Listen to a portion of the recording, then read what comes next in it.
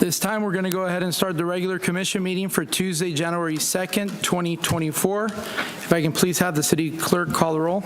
Okay. Commissioner Villa-Vasquez? I'm on here this side right now, today. Okay. Commissioner Bradford? Commissioner Burbank? Yes. Commissioner Caldwell? Here. Commissioner McCool? Here. Vice Mayor Jody Lee? Here. Mayor Villa? Here. Thank you. This time, I'm going to give the time to Vice Mayor Strozik so he can do the invocation and the pledge. I'd like to call up the landlord Modge 383 and Pastor Jamie, so do invocation.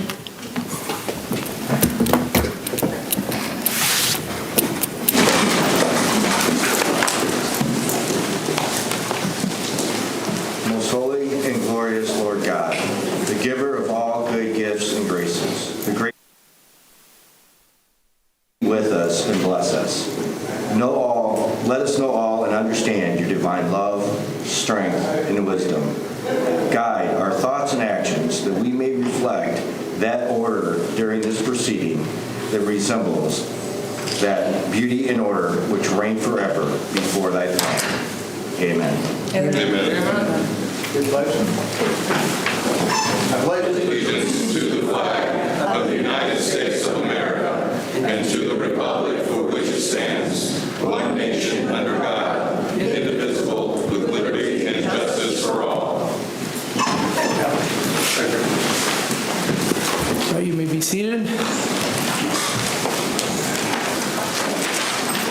This time, we're going to go ahead and go to approval of minutes and agenda, approval of meeting minutes of the regular commission meeting of December 11, 2023 as presented. So moved. So moved by Commissioner Villa-Vasquez. Second by Commissioner Caldwell. Can we please vote? I'm on. Oh, there it is. Motion passes 6-0. This time, we're going to present a proclamation regarding Human Trafficking Awareness Month. If I can please have the Bikers Against Human Trafficking come up. And if the commission can meet me down there, I would appreciate it.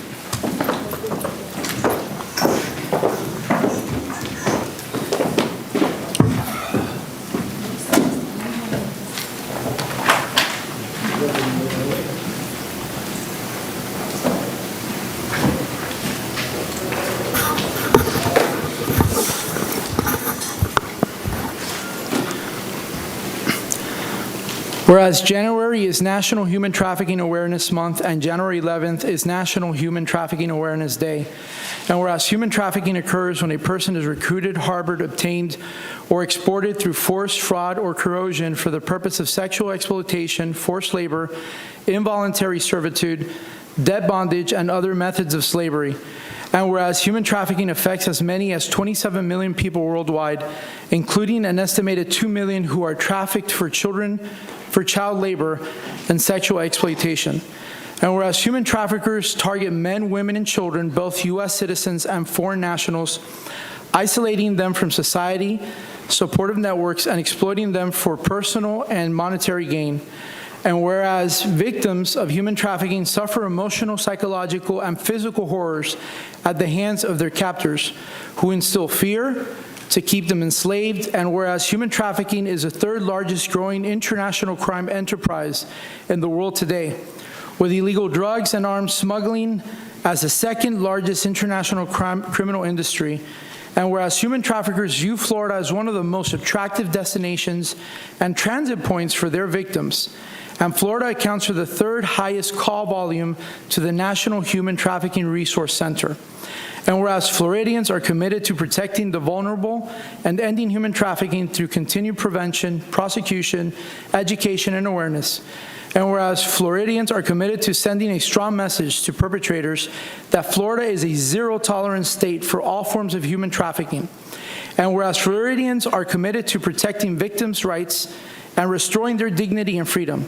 Now, therefore, we, the Mayor and City Commission of Deltona, Florida, do hereby proclaim January 2024 as Human Trafficking Awareness Month, executed the second day of January 24th, 2024, and here to receive it is Bikers Against Human Trafficking.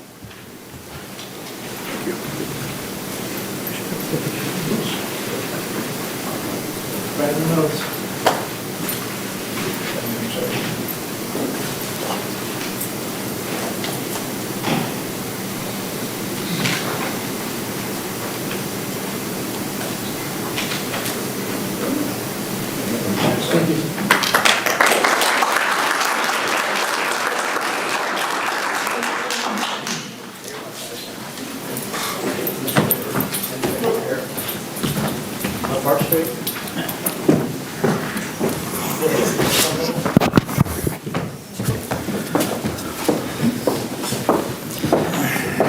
This time we have a presentation by Will Roberts with the Volusia County Tax Collector. Mr. Roberts.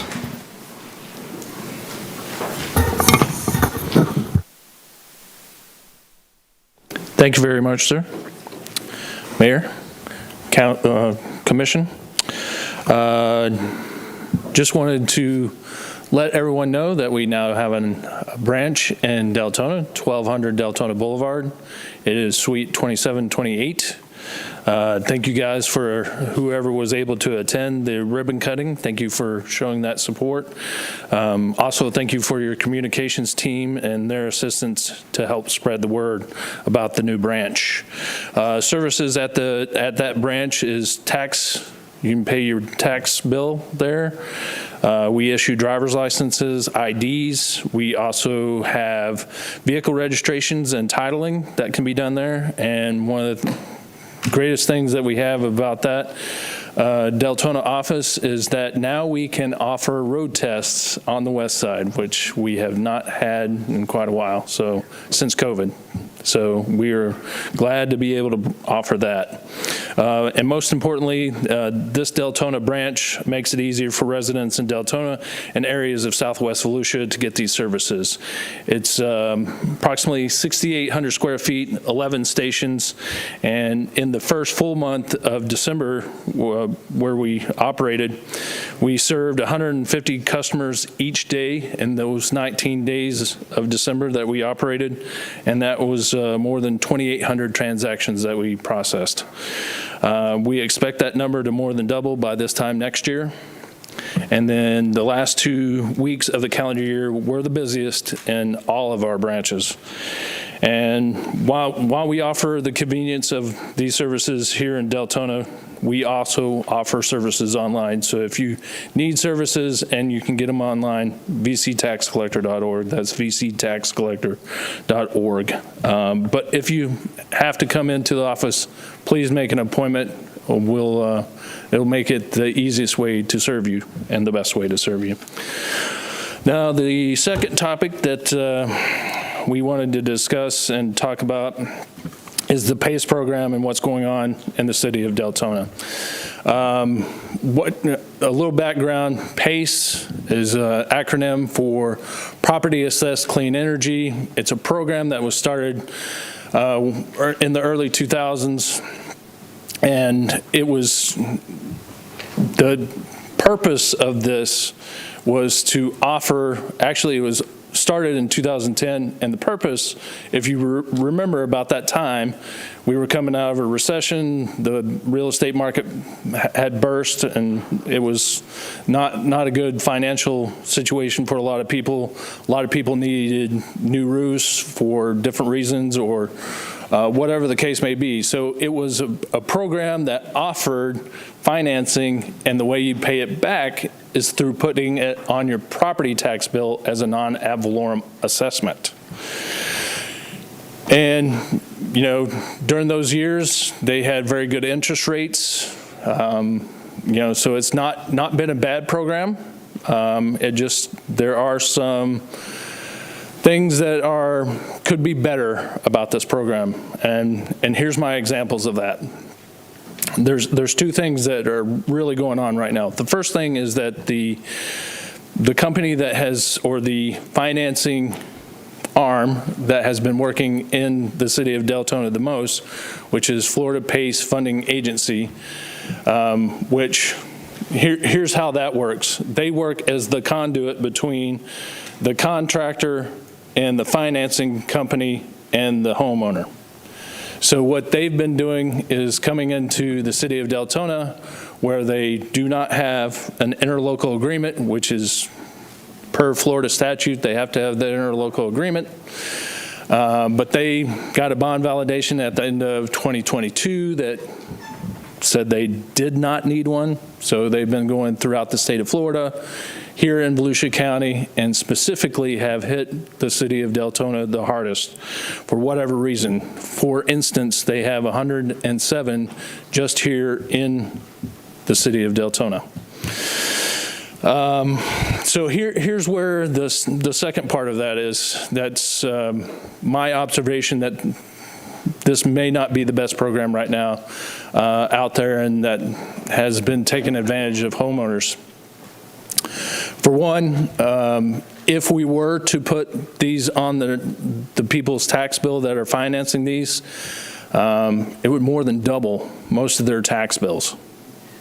And I said that correctly, more than double their tax bill. So if they were paying a $1,000 tax bill, they would be paying $2,000. Now, there's a couple of aspects about that. So if you're looking at paying one time a year for 30 years and you have 10% interest rate, then you're going to be paying more in interest than you actually borrowed.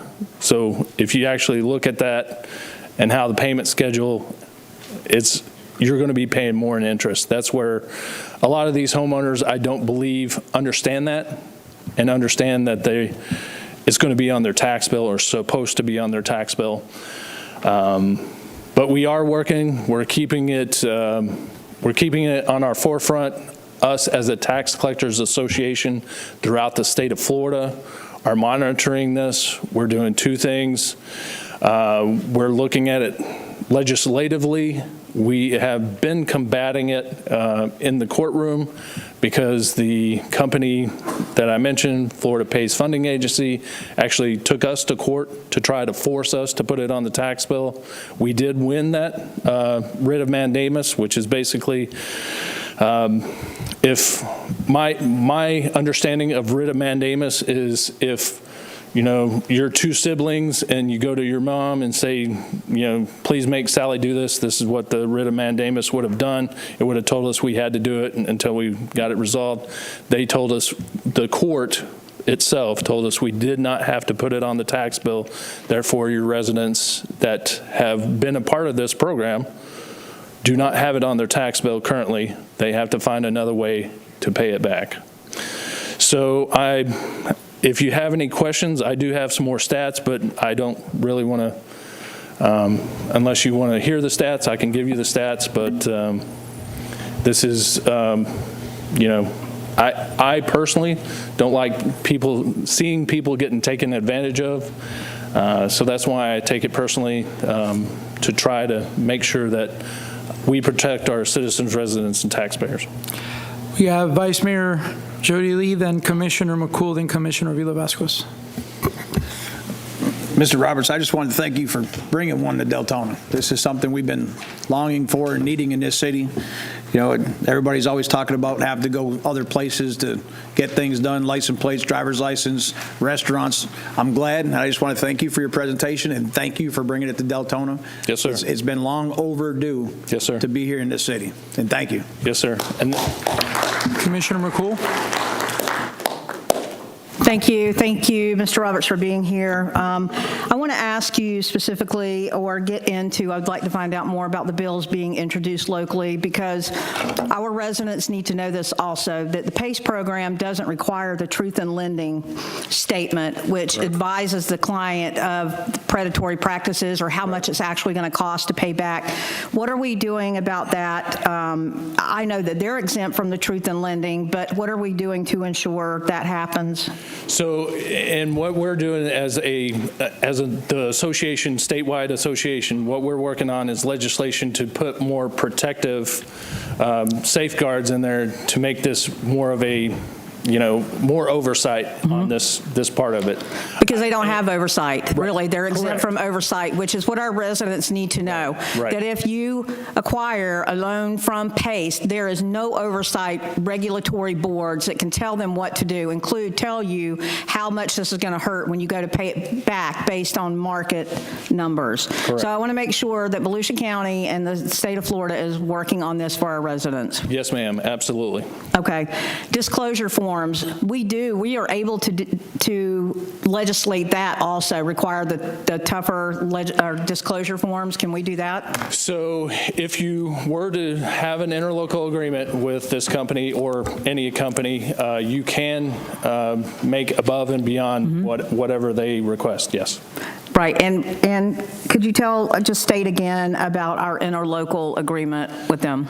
So you don't currently have an interlocal agreement. That is per Florida statute that they have to have an interlocal agreement. They did get a bond validation that said they didn't. That's the premise that they've been working off over the last year. Unfortunately, that, as we've said, we're taking that to court. We expect that to be resolved eventually, most likely in the Supreme Court of the state of Florida.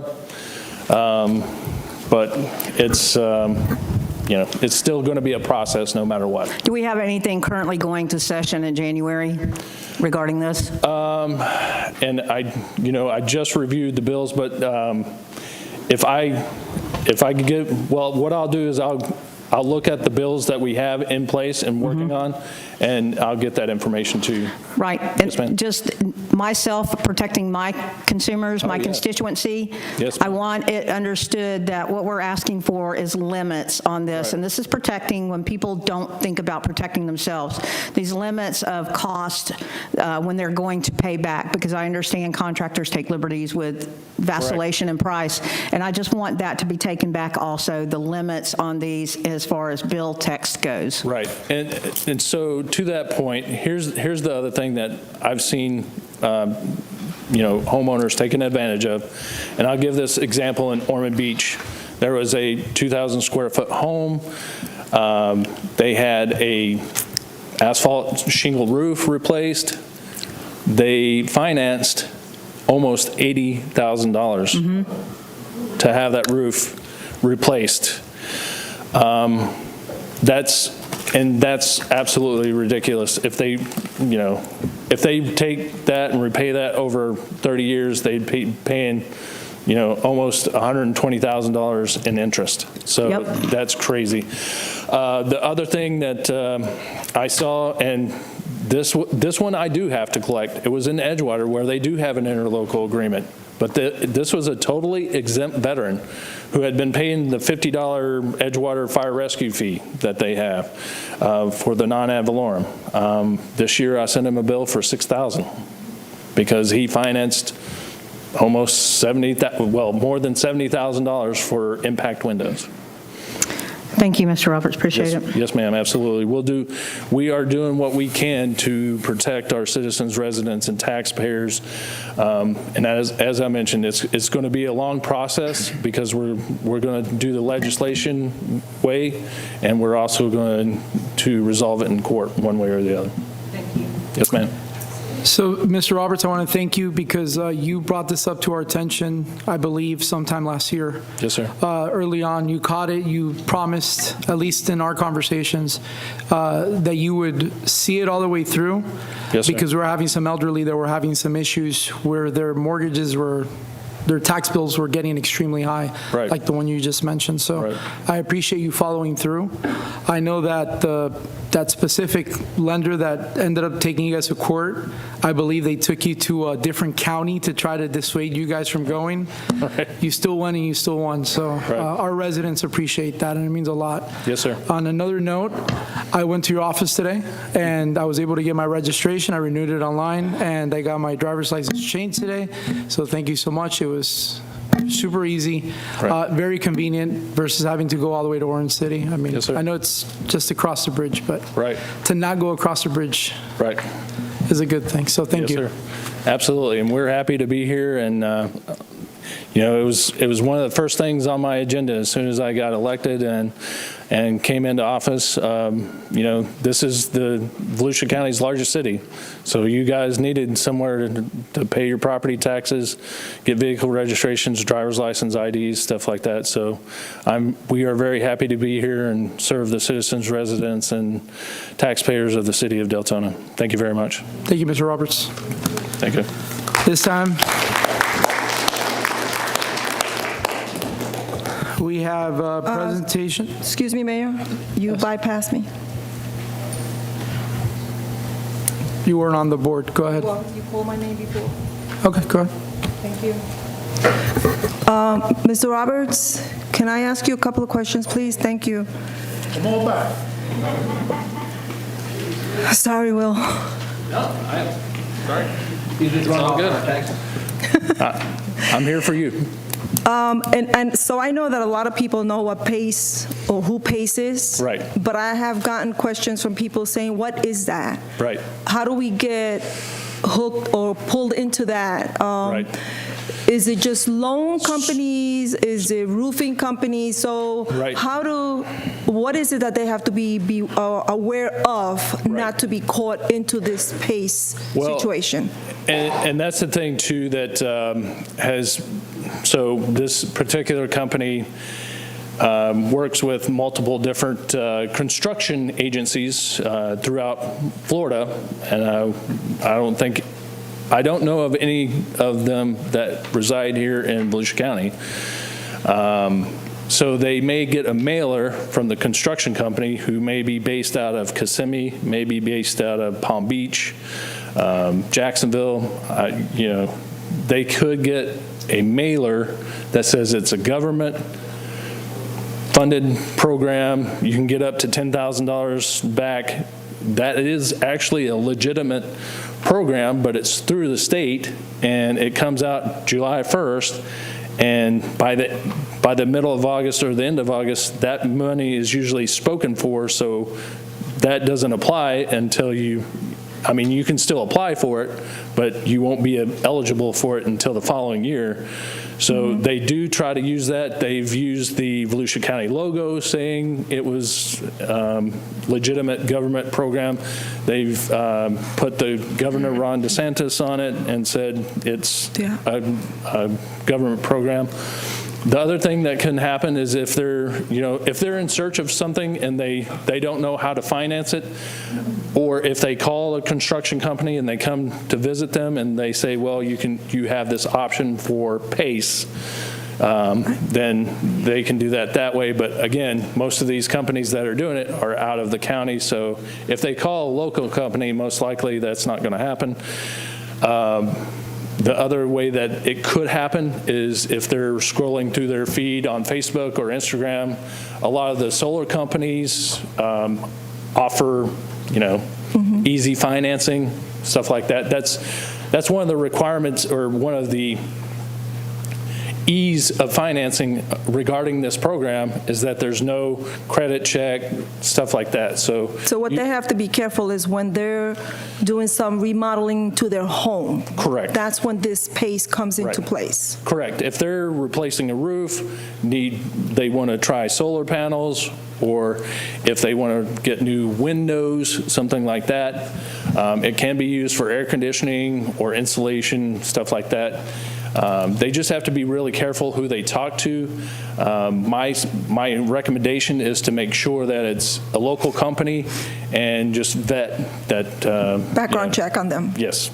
Yes, ma'am. So thank you again for bringing your office into Deltona. I get a lot of questions about it, and one of the things that I just spoke to you on the floor was you have this translation. Right. Yes, ma'am. It's called software or something. Yeah, so can you tell us how it works? Yeah, it's a new device actually, and we got the idea from another tax collector's office over in Hillsborough County. They have this device called Pocket Talk, and what it does is as a clerk, we would talk into it, and then it would translate into up to 82 different languages, and then it will speak back in their language and then they understand the question, and then they respond into the Pocket Talk, and then that will translate it back for us. So it's That's a awesome. very, You hear that, Glenn? yeah, it's a very good tool. It's called Pocket Talk. They cost about $200 each, but it's well worth it. Better than I think. Google, huh? Yes, absolutely. There you go. Thank you so much. Yes, ma'am. It's a lot of help. Thank you. Yeah, thank you. Thank you again. Thank you, Yes, have Mr. a great one. Roberts. This time, we're going to have a presentation or a written report by the city clerk about quarterly reports of city advisory boards and committees. These are the normal quarterly reports, and they're all written reports.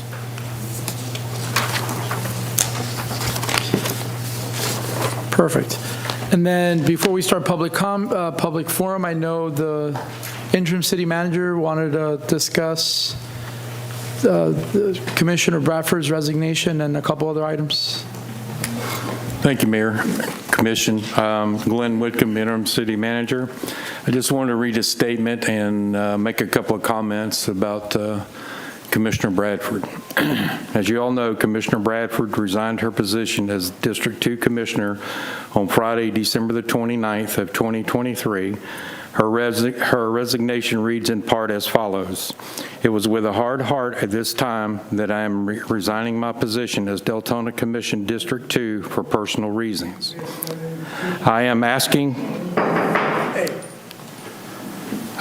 for privacy at this time. I love our city and I want what is best for everyone. There are many wonderful changes coming forward for our city for 2024, and I want to be able to give you the opportunity to start them before the next meeting. It has been a pleasure working with you and staff. God bless Anita Bradford. With that said, the City of Deltona's charter requires that the position is to be filled within 30 days of a resignation by a commissioner. The city has posted a press release today and a notice on our website and other media outlets concerning the vacancy. If anyone in District 2 is interested in filling the vacancy, you will need to submit a letter of intent and/or a resume and submit it to the city clerk here at the City of Deltona. All submittals should be turned in by Monday, January the 22nd, 2024 at noon. Also, an ad for the vacancy will be placed in the Orlando Sentinel on this Sunday, January the 7th. Due to the reader volume that they have, it will be posted at Deltona Water and certain parks throughout the city. Also, it will be displayed here at City Hall wherever possible. Once the submittals have been received, they will be distributed to the commission for consideration. There will be a special commission meeting on January 29th, 2024 at 6:30 p.m. here in the commission chambers for a special vote for the appointment of a candidate for replacement of this position. The candidate will be sworn in immediately after the vote is completed. Thank you very much. Thank you. This time, we're going to go into public forum.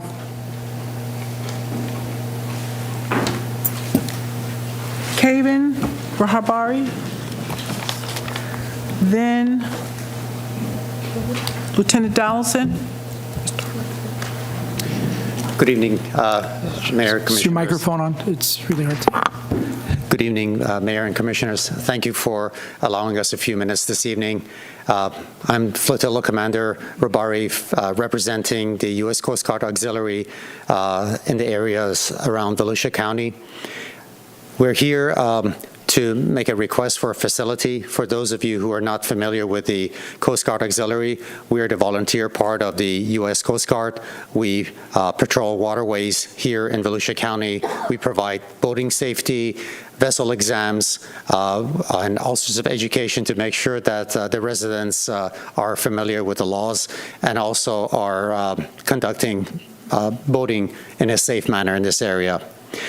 We also provide pre-hurricane assessment of all of the marinas in the county, as well as post-hurricane assistance and any kind of direction that a damaged facility or location needs.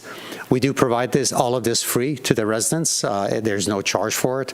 And we conduct many classes and training sessions in this county, and our ask is for use of a facility, the Senior Citizen Center at 980 Lakeshore Drive by Lake Monroe, for the purpose of providing training and meetings. We commit to leaving the facility in the same condition that we received it, and taking good care of it. Do you have any questions? Thank you. If you can just leave your information with the clerk, we would appreciate it. Thank you.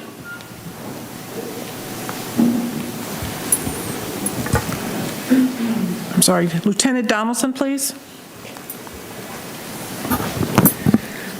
Good evening. I'm Lieutenant Donaldson here with the Deltona Firefighters Foundation, and I just wanted to come and say thank you not only to the city and the fire department for helping us, but thank you to our amazing citizens that truly supported us through our whole event. This year, as always, we did Operation Deltona Cares, the chance to support as many families as we could and help as many children as we could.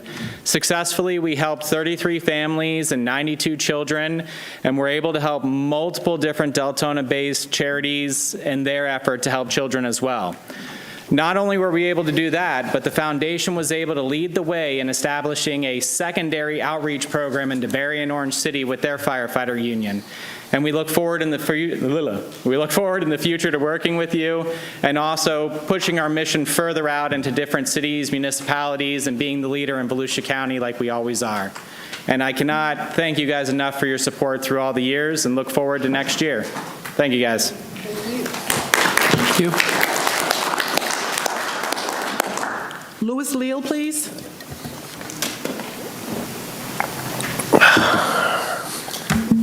Good evening, Commission.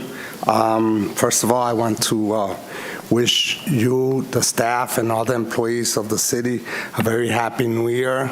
As one of the residents here in Deltona, we really appreciate the work that you do here. I know I speak for a lot of the residents here, so just want to say thank you and Happy New Year.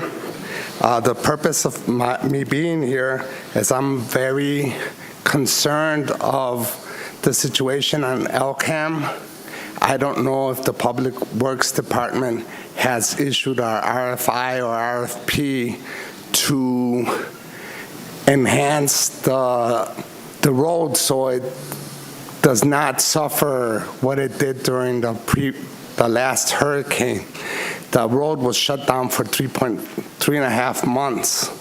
And it's unfair to the citizens. I understand that there's funds available to start the engineering work and maybe the construction. I'm also a member of the bicycle and pedestrian committee of the TPO, and there's a $1.5 million available. I posted it on one of your websites, and there's a grant for $1.5 million. So to obtain those funds, you have to submit the paperwork by February 29th, just to inform your staff. So that's available. I'm also. It's been a privilege to work for this, to represent the city. I've been on this committee for 2 years. I'm thinking of, I'm going to submit my resignation, so I need the city to look for someone to replace me on this committee, because it's very important that someone sits there and be aware of what the TPO is doing. So, if there's any questions, I'm about done. Thank you. Thank you, Mr. Lowe. All right, thank you. Richard Bellick, please.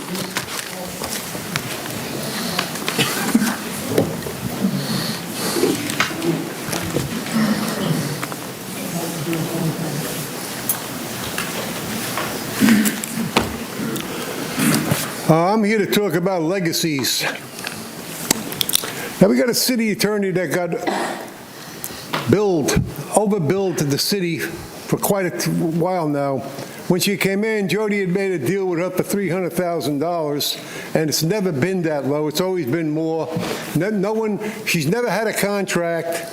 Nobody has ever put her in check. We tried to last week, but because of 4 commissioners, she's still there. Now, she had a son who's a lawyer.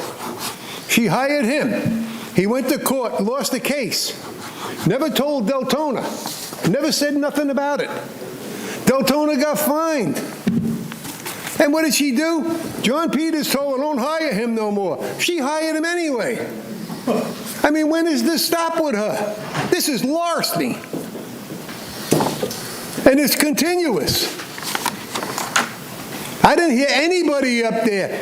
Oh, you need a resume to get up there? Wow, I'd like to read that. But anyway, in the interim here, has anybody ever said anything, let's stop her from doing this? This is hundreds of thousands of dollars. Hundreds of thousands of dollars. Well, she's going to the bank, like I said before. The other residents are going to the food banks. This is a poor city for people. She walks away with hundreds of thousands of dollars. And she's still in the same law firm that you people fired. I mean, this is outrageous. I mean, Barney Fife and Bondman Bailey could run a business better than yous. Yous get mad when I say it, but it's true. It's a proven fact. It don't stop. I think she got $319,000 for 5 months. Come on. Now we make that to 12. 1 year, over $900,000. That's not fair to these people. You're cheating them. You're supposed to be stewards of their tax dollars, and you don't do it. And then one commissioner has the nerve to say, oh, I'm not going to fire her because of her legacy. Her legacy is nothing but a thief. Nothing else. A thief. It's proven. And don't look at me, Mayor. It's a proven fact. Be a man, stand up tonight. Now, I know you made a motion. You and Jody got over to make motions. And I think you knew they were going to fail anyway, but that's besides the point. But let's get on the ball here. You got a commissioner that says she wants to save her legacy when she's looting the city every week. Every week. When does it stop? It don't stop, does it? Over $900,000. And then we have to listen to somebody say, oh, I don't want to hurt her legacy. How about when her son was here and robbed the city? She did nothing about that. You don't like me? I don't like yous neither. I think yous are the thieves. You're robbing these people, and you're going right along with it. Minimum. You hear what I'm saying, Mayor? Yous are going right along with it. Yous won't even protest it. Come on. Why don't you ask the people what they think? You know what the people think. They want her out. Now, we just got another break tonight. Anita Bradford, the rezone home development queen, finally is out of our head. Mr. Bellick, please keep your personal attacks to minimum. It's not a personal attack. It's the truth. She voted on every rezone and every development. And stop what you're doing. I don't like you interrupting me for nonsense. You hear what I said? Stop what you're doing. She even objected to your wife being called the First Lady of Deltona. And you want to defend her? Get out of here. Nick Lowley, please.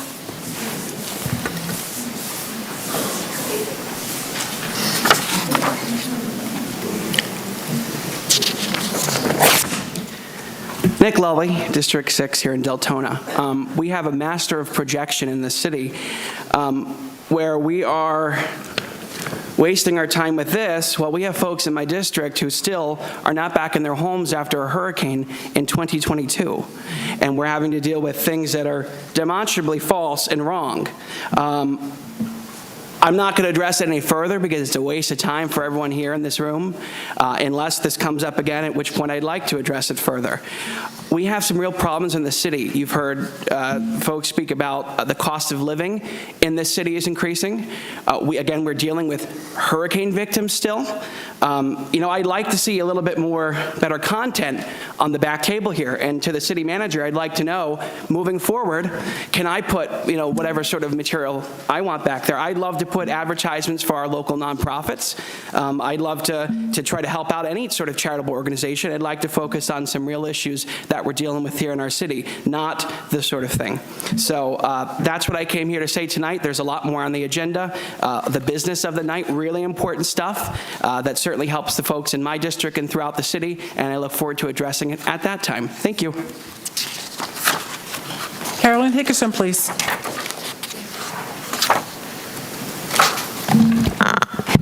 Happy New Year.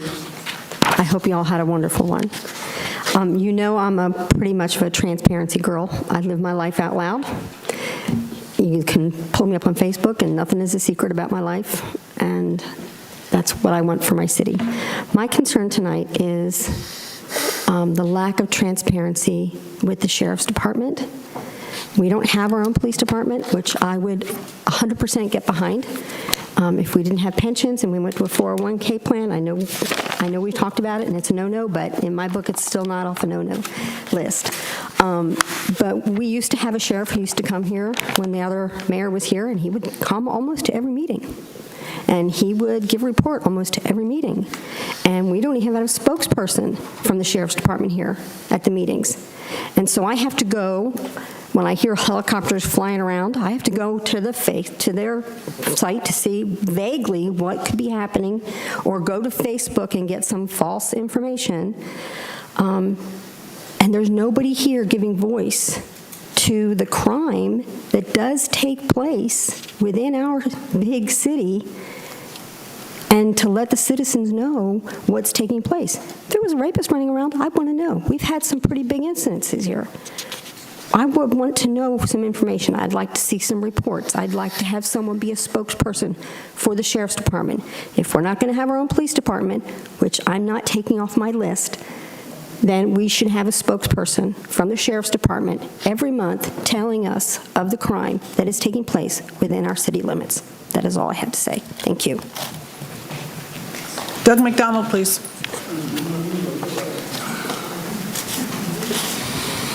Good evening, Mayor Richard. Happy New Year to all of you, as well as everybody out in here. I'm 1484 Surrey Run Court in Deltona. I'm not here tonight to talk about any complaints. I want to make you happy, because I know you're hearing a lot of them.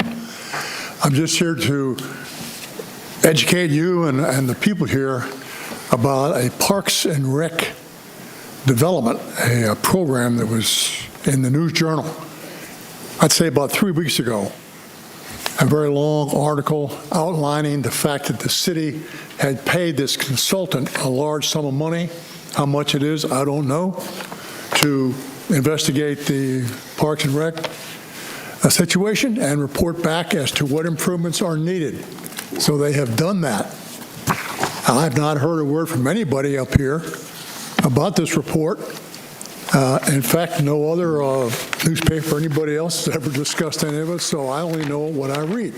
And what I read was they have stated in this report that the city is out $60 million.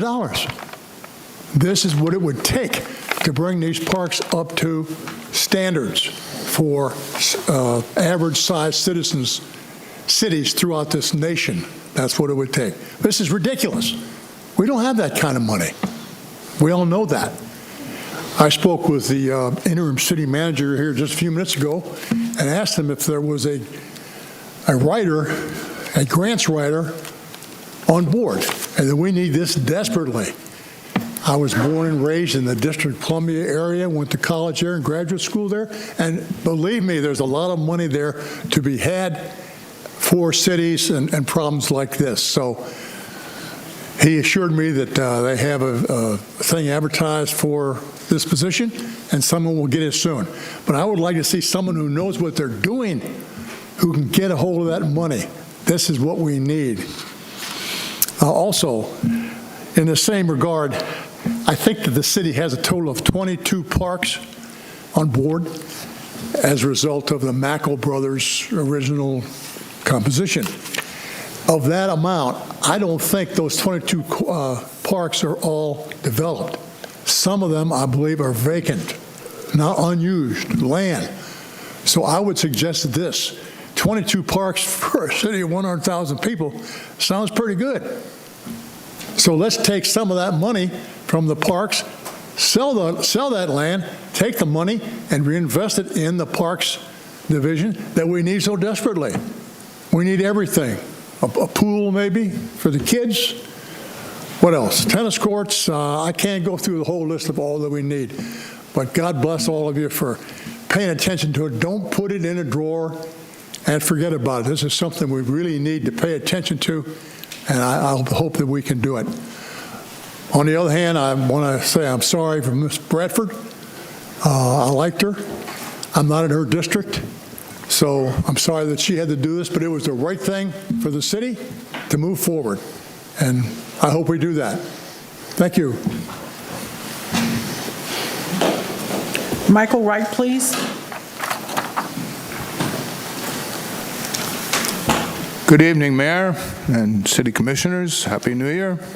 I'm here representing a diverse group of amiable guys that shoot pool at the senior center over at the center of Deltona. I've talked to a couple of you about this issue where we want to get a second pool table. Mayor, I understand you were at the center of Deltona in November, and I believe the issue was brought up to you. I'm sorry I could not have been there. I was visiting my wife's family in the Republic of Panama at that time. But what I would like to do tonight is simply I used to be a city clerk, so I have drafted a proposed resolution to describe the issues and to hopefully grant the authority for the Council on Aging to bring in a second pool table. Would you grant that authority for me to give this resolution to the city clerk for your consideration at the next meeting, please? If you can just give it to the city clerk, we'd appreciate it. Thank you. Thank you. Adam Vasquez, please.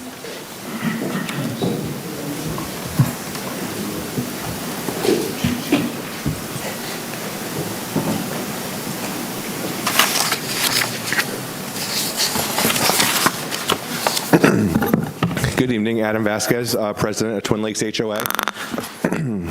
I wanted to give a shout out and a thank you to the fire department and Chief Snyder for the drive-through at the fire department and the activities that they put on with the kids for Twin Lakes the Saturday before Christmas. Despite it having to be moved because of the rain out, it was still a very successful event. I have some feedback from some of our residents that I want to share with you all. Sylvia, I lived here 22 years, and this is a first, beautiful, and again, thank you. Mark Barber, what an amazing Santa and the Misses. Dave Job, I did enjoy watching the fire truck and Santa and Mrs. Thanks again for all that you do for the community. And from Jackie, that was awesome to see the fire truck, Santa and Mrs. Claus. I even saw that on social media that the fire department made some more stops at some other places. And I grew up in a town of a similar size and population that Deltona is, and Santa Claus came to town. I did not live in an HOA. Santa just, every year for Christmas, he drove by. And I think that it's great to put things like that on for the kids. We also, up there, we did a Winter Wonderland where there was opportunity, and I think Dewey Boster Park would be a good spot for something like that, where Santa and Mrs. Claus comes, we collect toys for the kids. So I think that it was really great, and I would like to see, as we get into budgeting talks, as I know obviously there's a cost for that, I would like to see that come to more of the city. Also, I wanted to talk about, I wanted to give a shout out to Phyllis and Public Works and the stormwater team. During that last storm, we're flooded again. They came and they brought out the pump to move the water out of the subdivision that shows up there. I do want to stress with you all, though, that we are looking for a longer term solution. This fire drill, every time it rains, we didn't even get a hurricane this time. Everything's full. I think it's a citywide problem, so we are very anxious at Twin Lakes to understand, what is the solution for that. I understand that maybe an engineer is looking into that now, working with the St. Johns River Water Management District, because they have to sign off on whatever. But I just want to stress that this water is not water from within Twin Lakes, but instead percolating from the ground below Lake Leeson into our community. So it's not right to flood out a community and then go through such a song and a dance to move the water. For the rest of my comments, I'm going to speak as a private citizen. I did get a chance to flip through the packet back there that was put together on the mayor's residence. So I'd like to make a public records request. I just made a public records request recently for 107 emails and 31 letters, and it's going to cost me $92 because of staff's time. So I would like to make a public records request for how much money was spent to create those packets back there. In those packets, there are 10 copies of the same page of the value of that house at $340,000. And I would just like to understand why so many pages of that. And then also, is it, to Nick Lully's point, is it okay to just put stuff on the back table? Because there's obviously a cost to generate that and staff time, and I actually know for a fact that it's all false, because I know the mayor in his house and helped to move into it. So I think it's ridiculous, but I would love to see it. If this comes up tonight, I would like public comment for it. Thank you and have a good night. Lindsay Briones, please.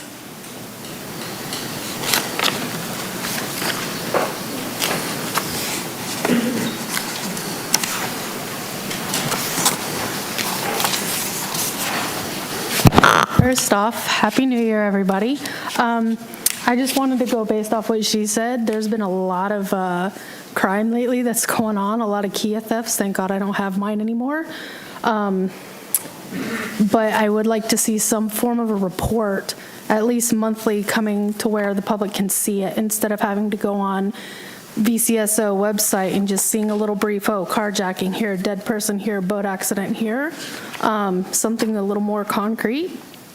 Especially after the one guy who went a little crazy a couple weeks ago. Also, I still haven't forgotten about the farmer's market. I still would like to have it done at Duyo Booster, but I am open to other places. And if we can make that happen, I'd like to make that happen. I have 84 vendors that are ready to go. So tell me who I need to talk to get this done, because people are struggling really bad out here. So thank you, that's all. David Sosa, please.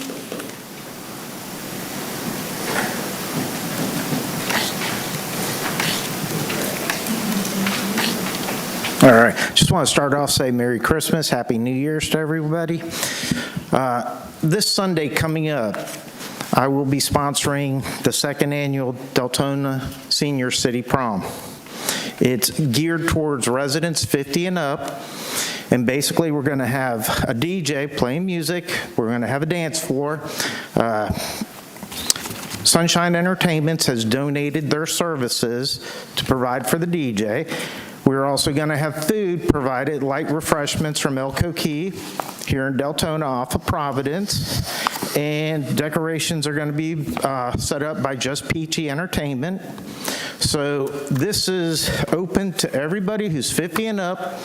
All I need you to do is, if you can text me, my number is 321-299-4797. You can shoot me a text. Just let me know your name and how many people are in your party.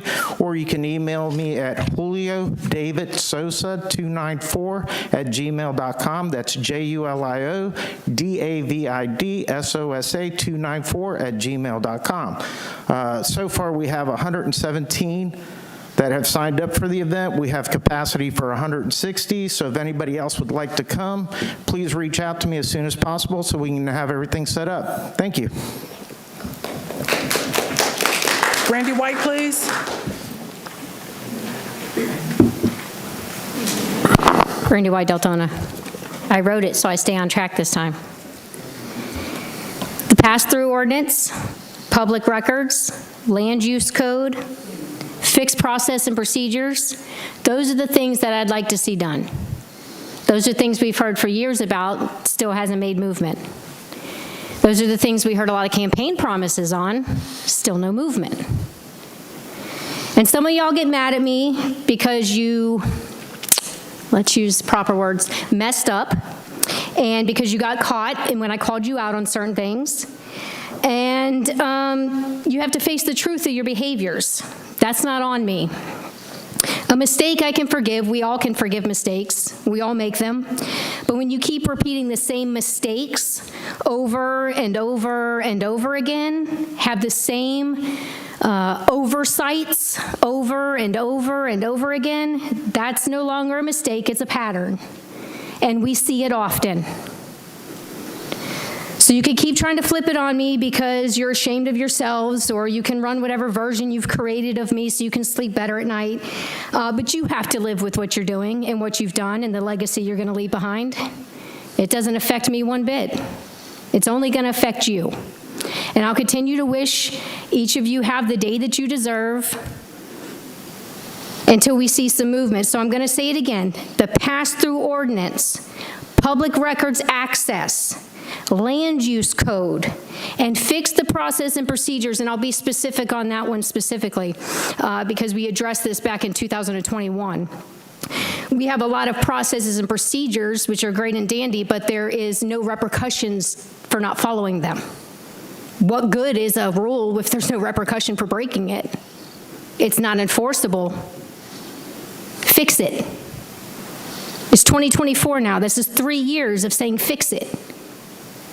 But keep in fighting and saying it's us that's causing all the drama in the city. It's the residents who just never stop complaining. It's not. I'm going to start holding up mirrors so everybody can see where it's really should be directed at.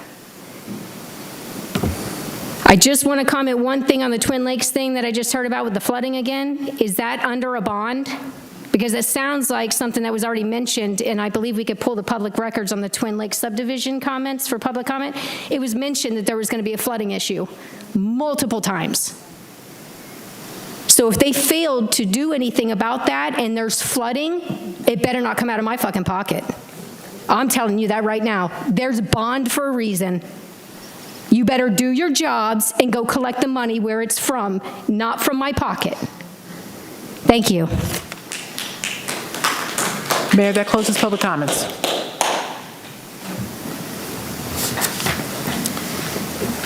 This time, we're going to go to public hearing ordinance number 12-2023 to amend chapter 14-7 animals of the Code of Ordinance at second and final reading. Mr. Daniron.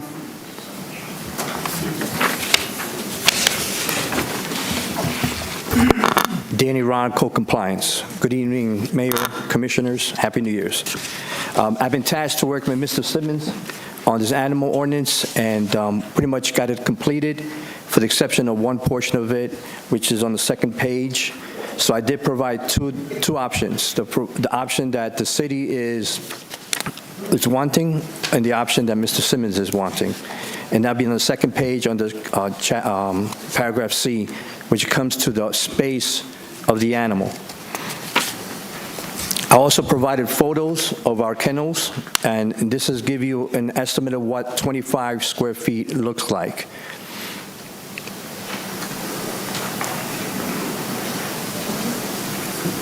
Any questions at this time?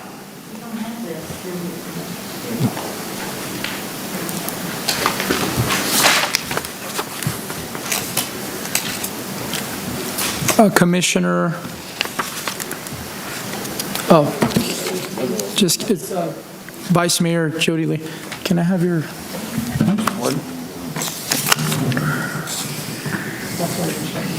Oh. That's a good reason. So if you can withdraw, please, and then Vice Mayor Jody Lee. One of my big... iPads are switched. Mr. Ron, this new ordinance for the animals, this is the one we've been over and over and over. That's correct. I was tasked to work with Mr. Simmons and make pretty much our version of what we are requesting the commission to approve. Okay, and everything in here has been gone, so I'm having one of them days. It ain't doing it.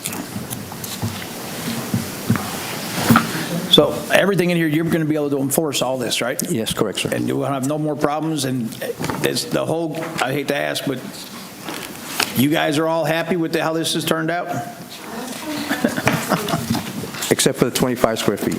At the 25 square feet, it does seem small, but Yeah. That's not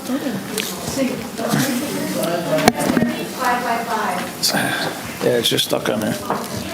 So let's go through with Mr. Ron, and then we'll have the public comment portion of it.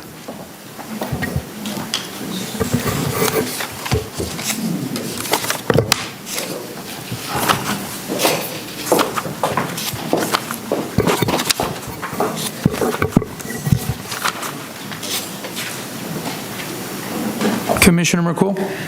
So I want to clarify that Section C says that provide a minimum of 80 square feet, correct? That is Mr. Simmons' version. Our department is requesting 25. Can you tell me why? I can show, there's photos there. When it came down to when it originally was proposed, this portion that was taken from Palm Beach County was for the guard dogs, which was considered for under commercial properties. So here's what my concern is. 25 square feet for temporary custodial purposes is okay. But when you're maintaining an animal outside, the 80 square feet, I don't think that that's a lot for a home, for an animal to be housed in a permanent situation. I can understand a smaller footprint, again, for custodial purposes, for the city maintaining it, for veterinary care, whatever, but when you're talking about having it permanent, and especially, I'm not even specifically talking the part where you take an animal outside temporarily, right? But a lot of people are going to use this as they're out for permanent housing for an animal, and I don't agree with anything less than 80 for permanent square foot. It's just not, it's not for, for the purposes of an animal living in an enclosed space. And let me add also, I also looked at the Palm Beach County, what they require when it comes to residential. They put it down by size of the animals, which is at most 34 square feet or anything over, I believe, is 75-pound dog. Our kennels is 25. That fits for the size. Let me just make sure, let me pull that up. What is the square footage of the kennel that I'm looking at right now in the photos? That is 25, ma'am. 25. Correct. This is abysmal for an animal to live in. Like, I'm sorry, as in a home environment, this is abysmal. The kennels at the Humane Society are even larger than this. So, listen, I don't know what the answer is, but I don't think it's for me 25 square feet. If you're providing that you're making this assessment, that you're taking care of an animal, and that you have sworn to take care of this animal, then I don't think that it's a hard ask if you're going to maintain an animal outside that it be this. The 25 is not good for me.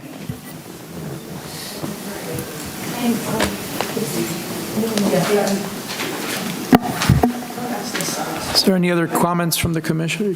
Commissioner Avila Vasquez? Thank you, Mayor. So you're not asking for 25 square feet, you're asking for 80 square feet. My co-compliance is asking for 25. You're asking for 25, not 80. Not 80. Mr. Simmons is requesting the 80.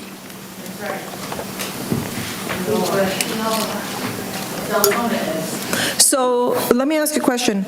How many times have you come across a house that has a dog? I know people are going to say a lot, but I just want to hear it. How many people, how many families have actually a dog who lives outdoors in a small area like that? We do come a lot with these properties. That's correct.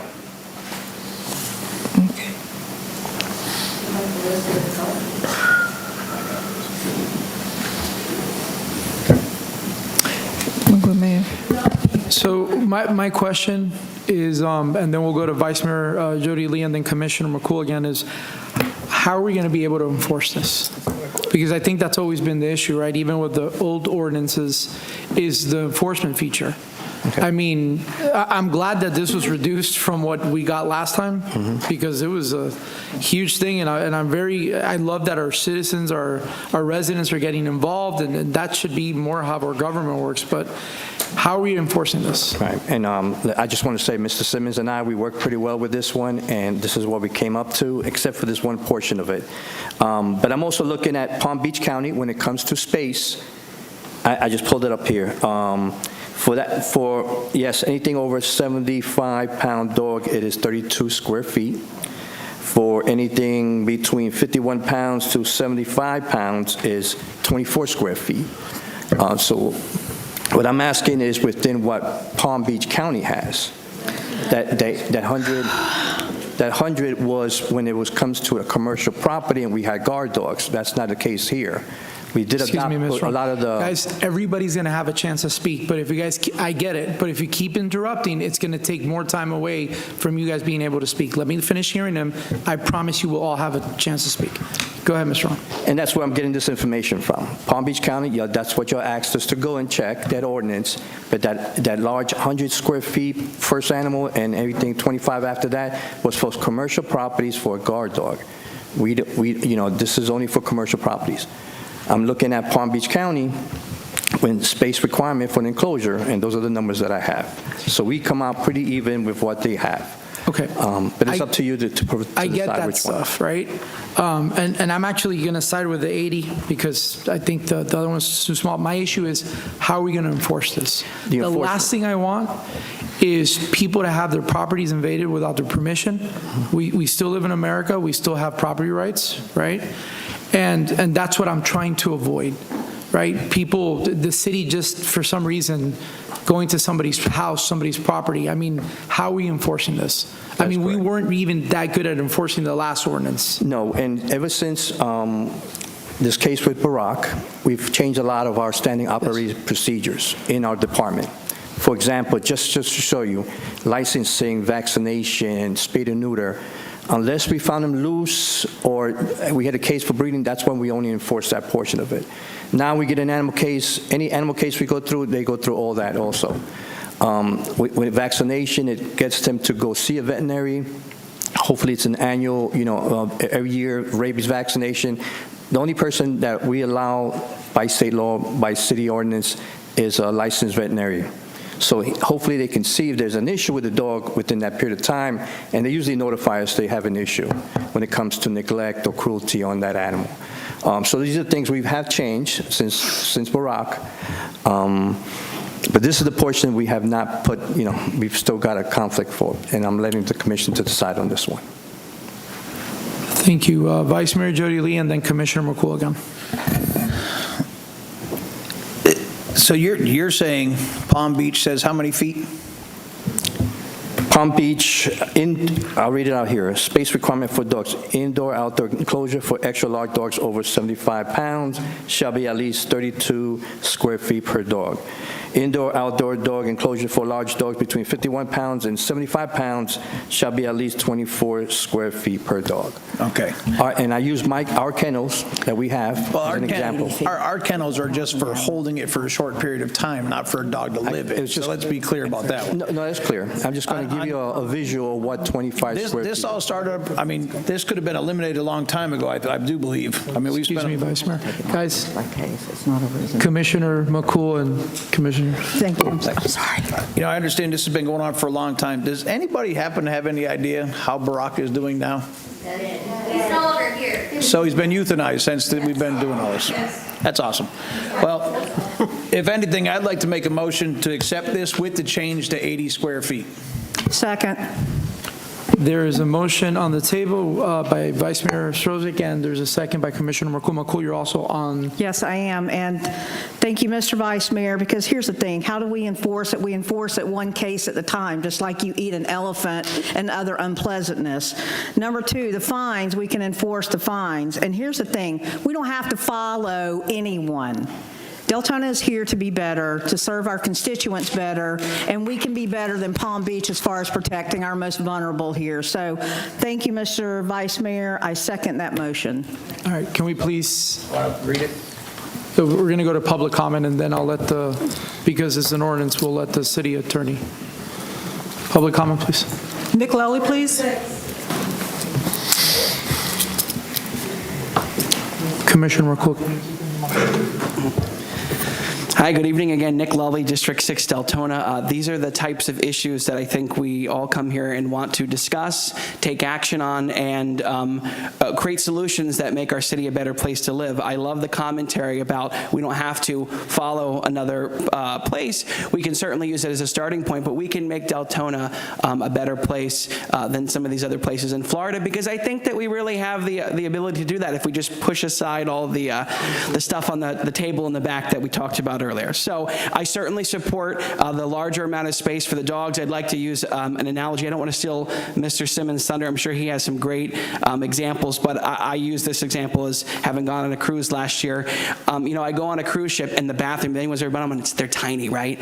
I would not buy a house with that size of a bathroom, but I certainly, of course, might stay on it for a couple days on a cruise. And so when we're comparing how we're temporarily kenneling dogs as opposed to how they're living on a long-term, day-to-day basis, I think that might be a good example to look at. So again, I fully support the ordinance with the higher amount of space for the dogs to stay in. And thank you for these folks, particularly here off to my left, who have been fighting this day in and day out. I told Mr. Simmons when I came across him on Howland Boulevard in District 6 a few months ago that I'd be with him along every step of this process. And I tell you what, you watch this guy as the conversation is going on, you can tell that his heart is really in it. And I love to see people passionate about our city and wanting to make our city a better place to live. So thank you very much.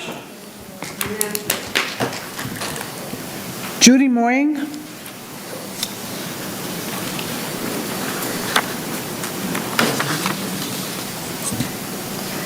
Good evening, Mayor and Vice Mayor and Commissioners. My name is Judy Ying, and I live here in Deltona with my husband. We've owned a home for 20 years. We live on Lake Angela, which is a pretty good-sized lake. It's got lots of homes around it. I want to play you a short audio clip.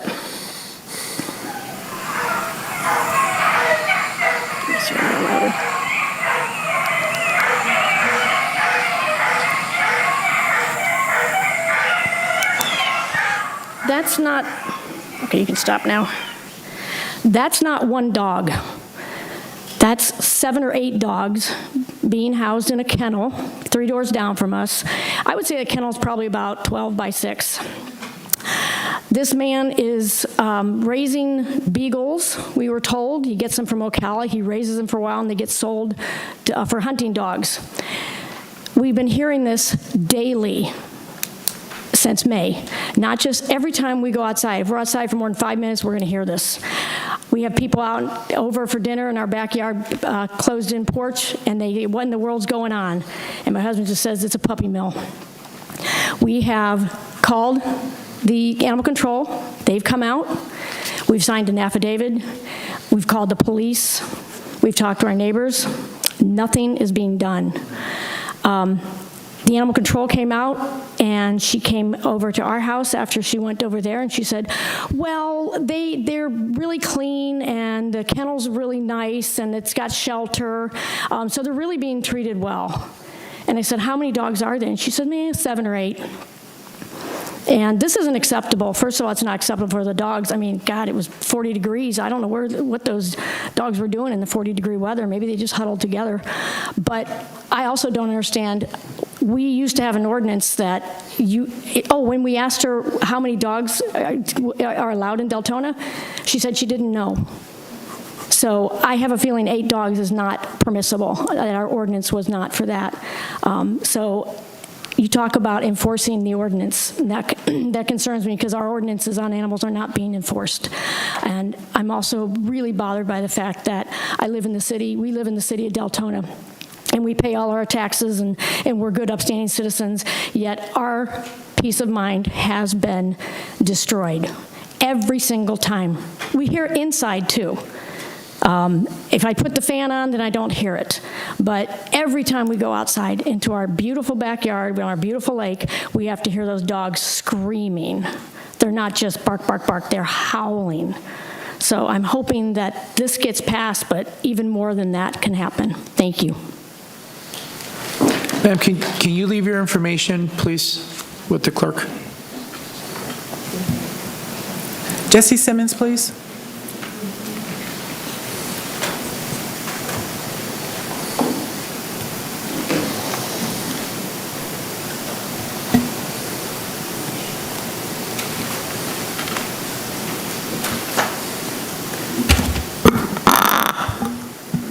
Good evening, Jesse Simmons. I have a whole lot written down here about this 80 square feet, but you guys have already made that easier for me, so I don't have to get into that as much as I was going to. But I will say that I spent probably an hour and a half with Daniel Ron, and the conversation that we had, it became turned a little bit in this. We know that. We talked about it. We've gone back and forth about it. But the fact that we sat down for an hour and a half and were able to hash out our differences to an extent, obviously, just shows that that can be done. And I know everyone wants to get up here and attack the city attorney, but you've been nothing but cordial to me and my wife, so I thank you for that. The improvements that we've been looking for was the 80 square feet. That was in the Palm Beach County ordinance. The suggestion of 25 feet is going to just set us back. And I spoke to Daniel on the phone afterwards, after it was emailed, and I said pretty much what Commissioner McCool says. And why are we not setting a standard as Volusia County, as the biggest city in Volusia County? Why are we following other people? I mean, we have the opportunity here to change how animals are treated in the county as the biggest city in the county. The average number of households that own a dog is 38.4%.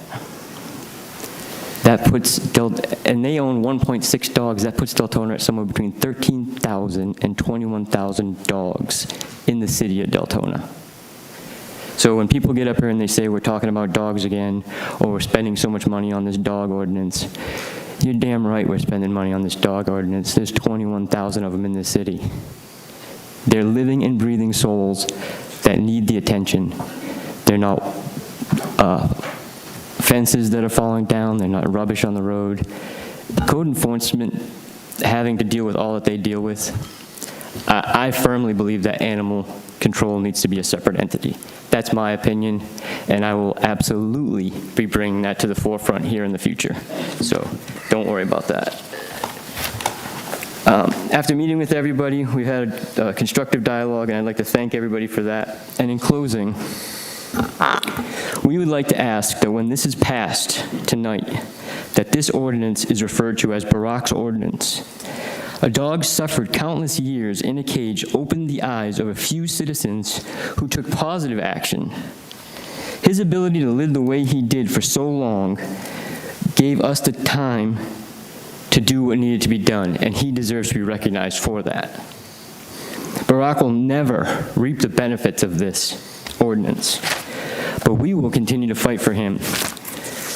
Wherever he is now, we hope he is running free and no longer in pain.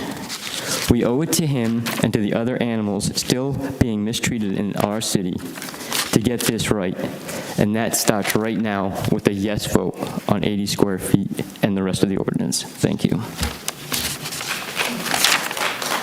Jess Carrion.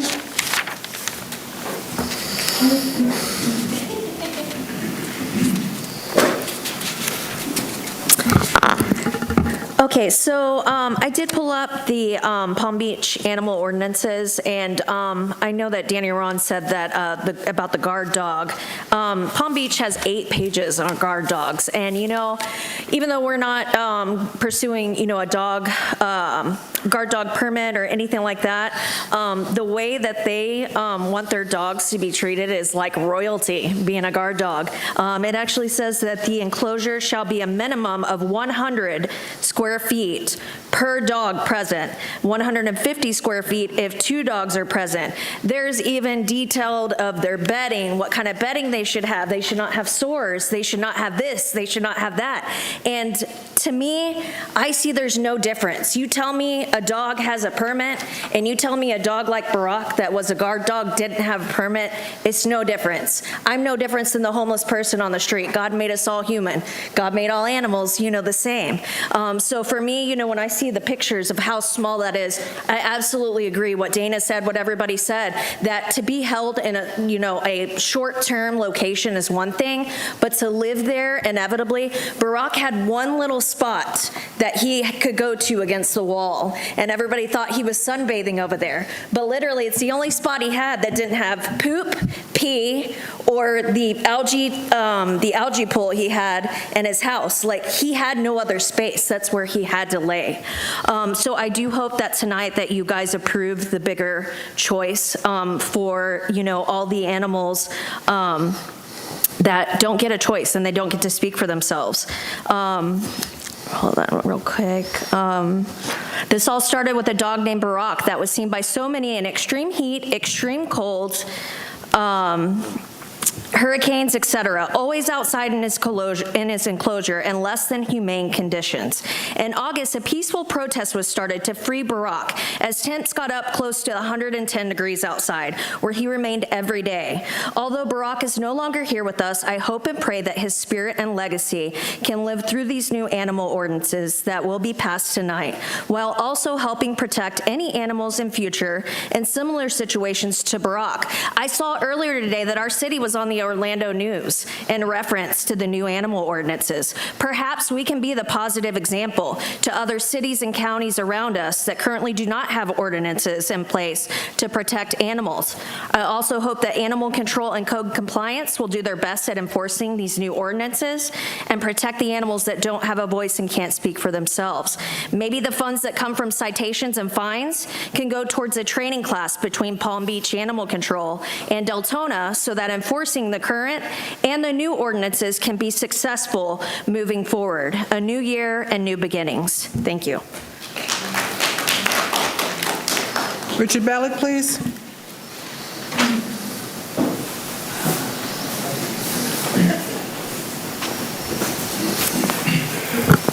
Is there anything in place?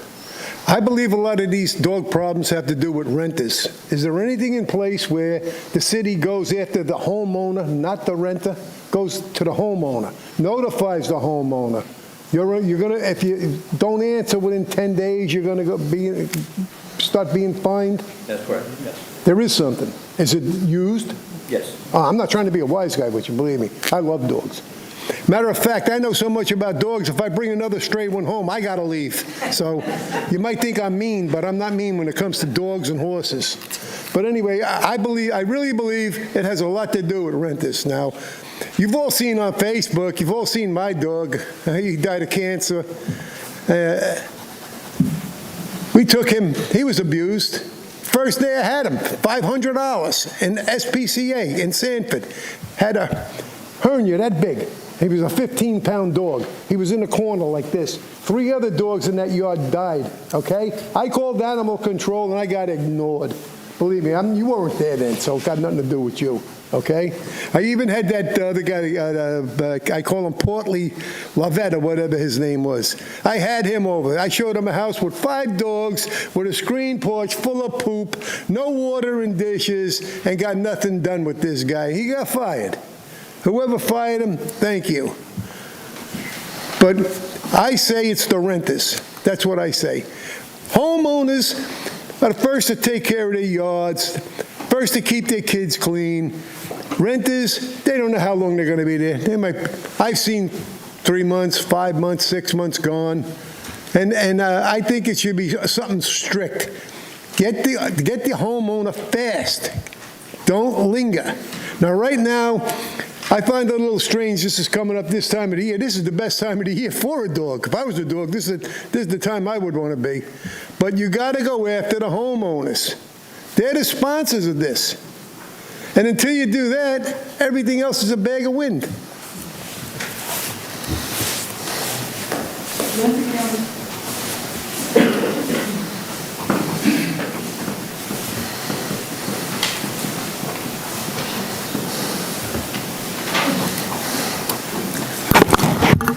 Lindsay Briones.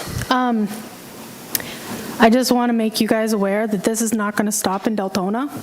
Halifax Humane Society is nothing more than a death trap.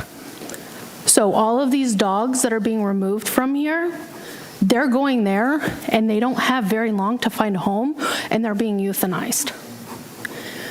So we're not done. Halifax is going to be fixed too if I have to die on that hill. I'm just letting you guys know that. And as for the 7 or 8 dogs, a lot of people right now with the economy, they're moving in with their families. And they're taking their dogs with them if they can. But for the most part, a lot of people are now ditching their dogs. And you're seeing more and more and more dogs being left out there, and more dogs are going to die. So I think that maybe we should relook at some things. I'm okay with where it's at now. I'm push forward. I'm all for it. But I think we need to take it from 5 dogs to maybe 6 dogs, just because people are now moving in with family to make ends meet, and people are bringing their dogs with them. That's what I would like to see at a later date. I don't know if there's any wiggle room on that. That's up to you. But if you're a homeowner, I think that that should be allowed due to circumstances right now, as long as every health records check out with that. But Halifax is next. I'm just letting you know. Mayor, that ends public comments. City Attorney. Yes, Mr. Mayor. This is ordinance number 12-2023. An ordinance of the City Commission of the City of Deltona, Florida, creating a new section 14-7 in Chapter 14, Animals as amended, and providing for an effective date. And this is the version where we have the 80. And I think that the public wants it to be known as Barack's ordinance. So. Vice Mayor, are you okay with amending it to say Barack's ordinance? Okay. So we have a motion by the Vice Mayor and a second by Commissioner McCool. Can we please vote?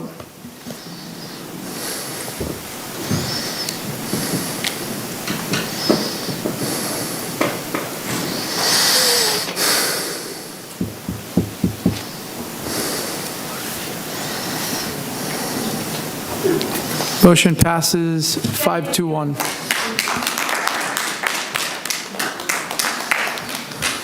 Right, this time we're going to go to public hearing ordinance number 01-2024, amending the recorded development agreement and master development plan for the Bella Vista Business Planned Unit Development at first reading, planning and development services.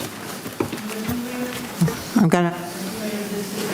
Your mic is off. Okay, this is a quasi-judicial hearing, so I will, anyone who wishes to speak in this matter, if you would please stand and raise your right hand.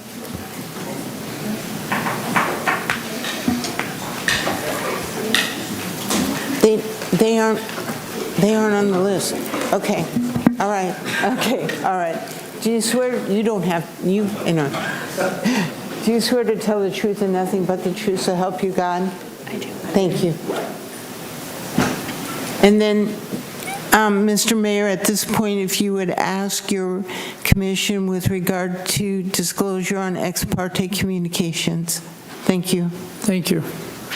We have to wait for Commissioner Burbank, but I'll go to Commissioner Avila Vasquez.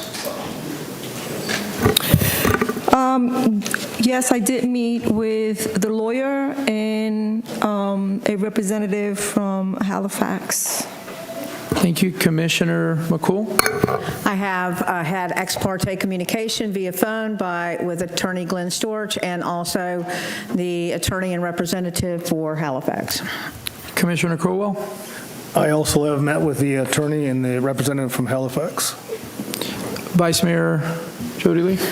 I've met with the attorneys and for the people from Halifax, as well as spent many years going over to Pell property shopping for plants and stuff, so I guess I'm guilty of both. I personally have met with the attorney and a representative from Halifax, and I also had a phone conversation with Mr. Storch. We're waiting for one other commissioner, and we'll continue after he communicates.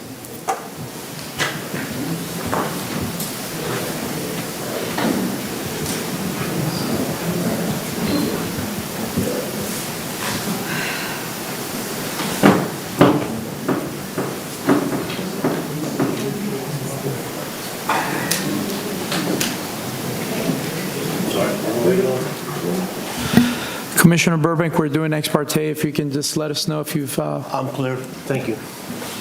No communication with either? I'm clear. Okay. Jessica? Thank you. Good evening. Jessica Entwistle, Planner 2 with Planning Development Services. For the record, ordinance number 01-2024 is for a major amendment to the Bella Vista BPUD. The amendment requests to update the development agreement by updating the master development plan, removing sections 4 through 9, making changes to section 14 and 17, updating the owner information, and replacing the spine road for a cross access.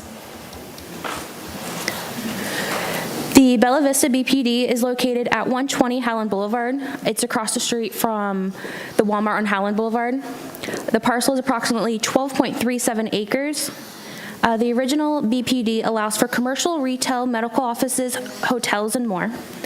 The DA required the landowner to the east to connect to the spine road and join the Property Owners Association, which includes assisting with the construction of the spine road. This is the current zoning and state of the property. As you can see, it's vacant land. This will be the second amendment to the BPUD. The original application was approved at City Commission on May 19th, 2008, but was never recorded because it was never signed by the owners. The first amendment added new uses while restricting others. This also addresses buffers, setback regulations for the BPUD, and this amendment was adopted on September 16th, 2013. This is the 2013 Master Development Plan. It shows the spine road going through the middle of the property to the east. This is the new Master Development Plan showing the short road off of Howland leading to Lot 5. The cross-access easements will allow for circulation, but will not be shown until the platting process. The stormwater ponds will also be assigned during the platting process. These are the matters of consideration. They're also listed through the staff report. These are items planning reviews to ensure the amendment will be aligned with the city's comprehensive plan, economy, and among other items. Some of the highlights from the staff report include removing the spine road and replacing it with the cross access, allowing circulation while ensuring there will not be any added cuts on Howland Boulevard. This request does not add or remove any land. The BPUD is consistent with the comp plan and aligns with the city's economic development goals by expanding the tax base and providing jobs for residents. It's important to note that the commercial uses needed within the city are different from 2013, as the city has grown in population and the new master development plan allows for these type of uses. On November 15, 2023, the Planning and Zoning Board unanimously recommended the City Commission approve ordinance number 01-2024. Therefore, staff recommends the City Commission approve ordinance number 01-2024. And I'm ready for any questions if you have any. Commissioner McCool? All right, I would like to ask, in the first master plan, why was the road put all the way through? It was put all the way through to connect to the property to the east. Okay, so I'm trying to understand the assumption with the whole property as it stood. If I'm to understand correctly, part of the property is now owned by the Pell family and the other is owned by Halifax, correct? Yes. Okay, so the portion that we saw that goes to 415 is owned by the Pells. Portion that goes to Howland is owned by Halifax, correct? Yes. And quite simply put, Halifax is asking to amend this so that they do not have to bear the cost of putting the road all the way through on both properties, correct? Yes, ma'am, and the applicant's here who can speak on that as well. Okay, I would like to hear that. Thank you. Thank you. Is there any other questions before we bring the applicant up from the commission? No?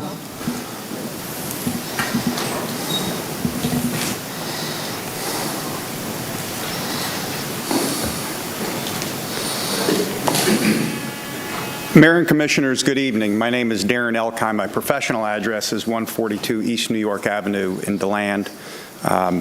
It's my pleasure to be here this evening. I don't come here often, and you won't see me here often in the future, but I am here on behalf of Halifax Boulevard.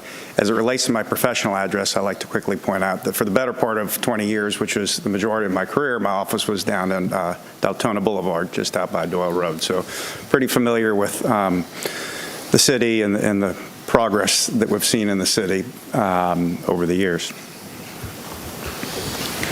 I want to just take just a couple of minutes and give some brief background on how we got here.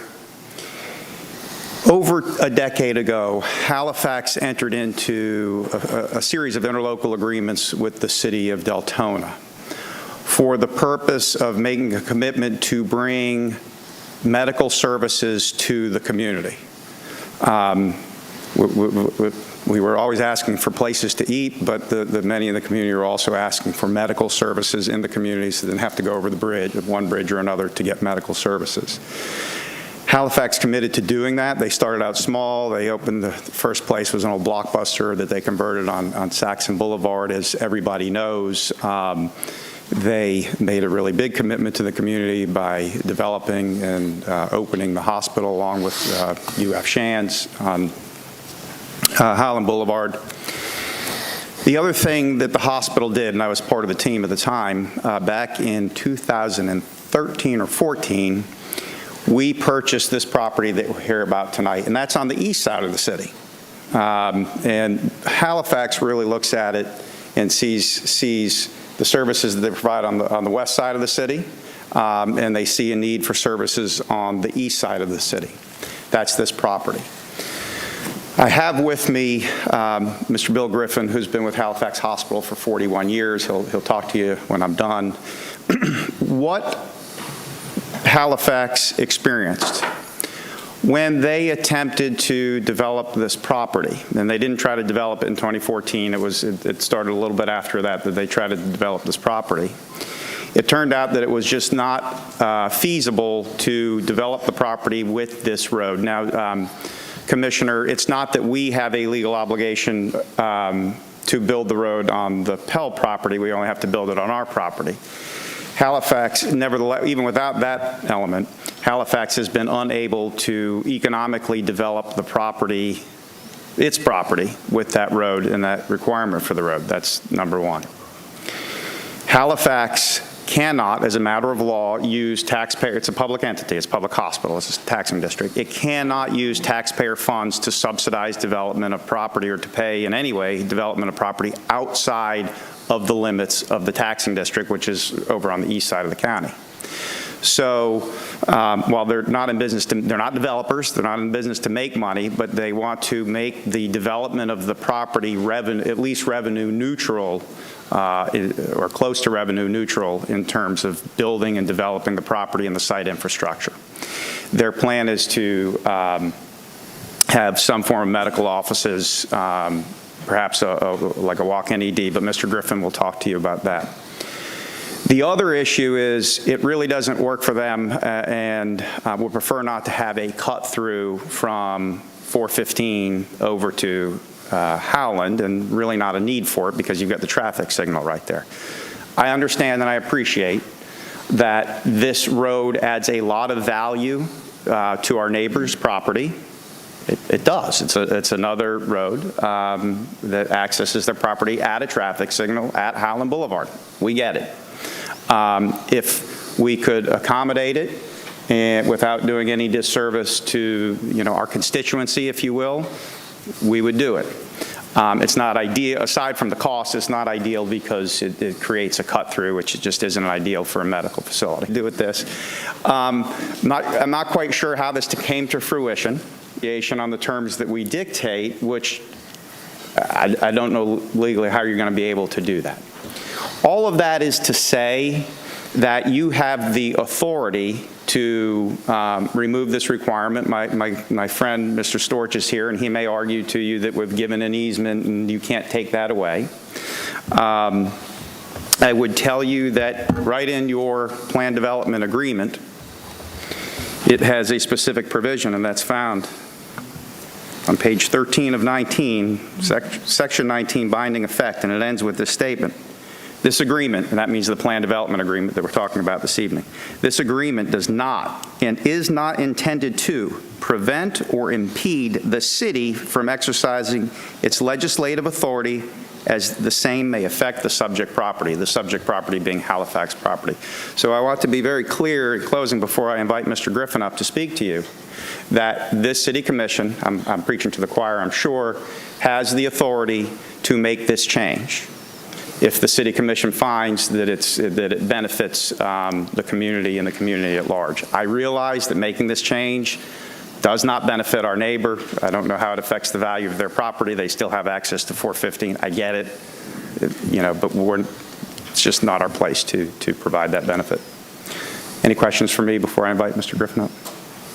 I believe Commissioner McCool is still talking, or are you good? I am. I would like to hear from the other attorney also before questioning. Thank you. Okay. Any other commissioners? No? If I could have Mr. Griffin just come and explain to you very briefly.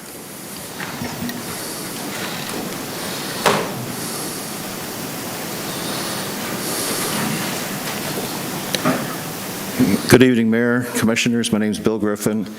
As Mr. Elkine said, I've been with Halifax for 41 years. I live in Port Orange.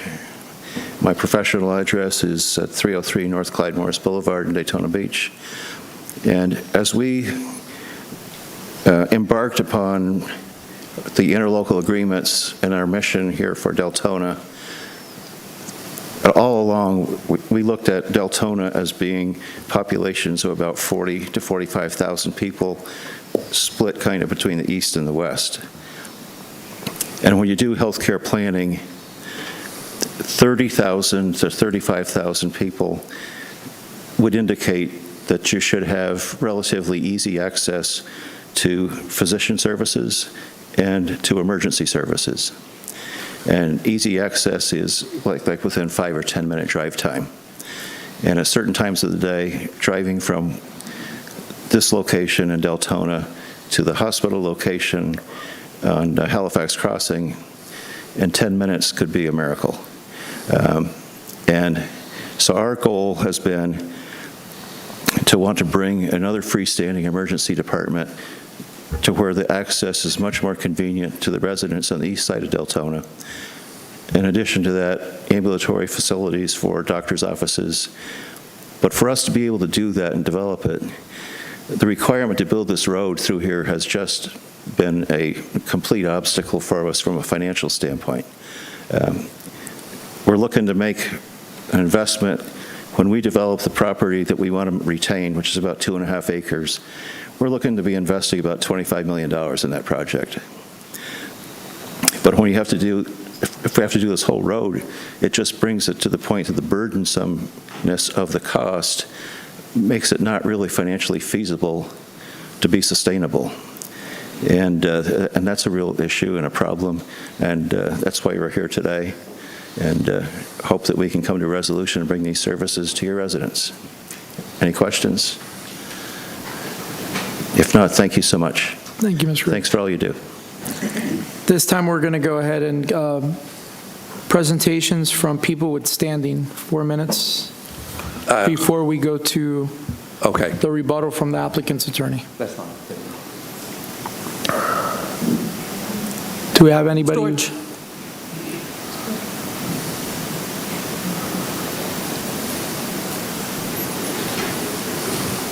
Okay, wait. I'm going to... Excuse me. Says public, it says right here, presentation from people with standing. Right, so that's Mr. Storch is first. He's representing the PALs. Okay. That would be a lot better for me, too. He's smarter than I am. I want to hear what he's going to say first. I'll do whatever you want me to do. Careful. I know. So we're starting, 15, all right. So first of all, my name is Glenn Storch. I do represent the Pell family, and As you probably know, I mean, I basically represent people. I've been trying to deal with economic development and good planning in this area for about 40 years now. And so I do understand this stuff. And what I really understand is that Howland and 415 are just incredibly important commercial nodes right now to the city of Deltona. This is going to be one of your major commercial areas. And years ago, in 2013, the city negotiated this great agreement to provide for safe traffic planning at a signal for the entire commercial node, not just the 12 acres that we're talking about, but about 30 acres of commercial in this area, in this node, between 415 and Howland. All of it was supposed to go through this signal as opposed to going through the residential areas that are adjacent to it. What they've done now is you've come in and asked to just stop that. You had an agreement, you had an easement that was granted. The easement was supposed to be granted to the Master Association. The Master Association was never provided, was never created, but we have done a joinder and consent to that Master Association that we would be part of it. We have offered to pay for part of the road. We've offered to pay for all of the road connecting from where they want to build right now, just to make sure this would not be a financial burden. We've done everything we can to make this work for the city. But the bottom line is, and I don't know how much time I'll have this, but I want to ask that this PowerPoint, which includes all of the provisions of the agreement, as well as the agreement that I provided to you, that is currently being asked to be changed, and the copies of these be entered into the public record as part of this, because it also goes into the comp plan amendments, the comp plans that you're looking for. So if I can just go really quickly, where is this? How do I get to this? Shucks. I need some help. Can somebody from the back, thank you. Yeah, here we go. I think, no, that's not it. Here, I'll move back. I'm going to use this really fast. Okay. It's on the desktop. It's on it. It's right there. All right. So, thank you. That'll do it. It just full screen. And then I just go down. Yeah, okay. So, as I say, so yes, the Pellis are an aggrieved family. They're an aggrieved party because of the fact that this was supposed to be part of the overall plan. They were listed as the benefited property in the agreement. The whole purpose of the agreement that you entered into was to provide this access to the Howland interchange, to the Howland lighted interchange. They're listed there as a benefited property.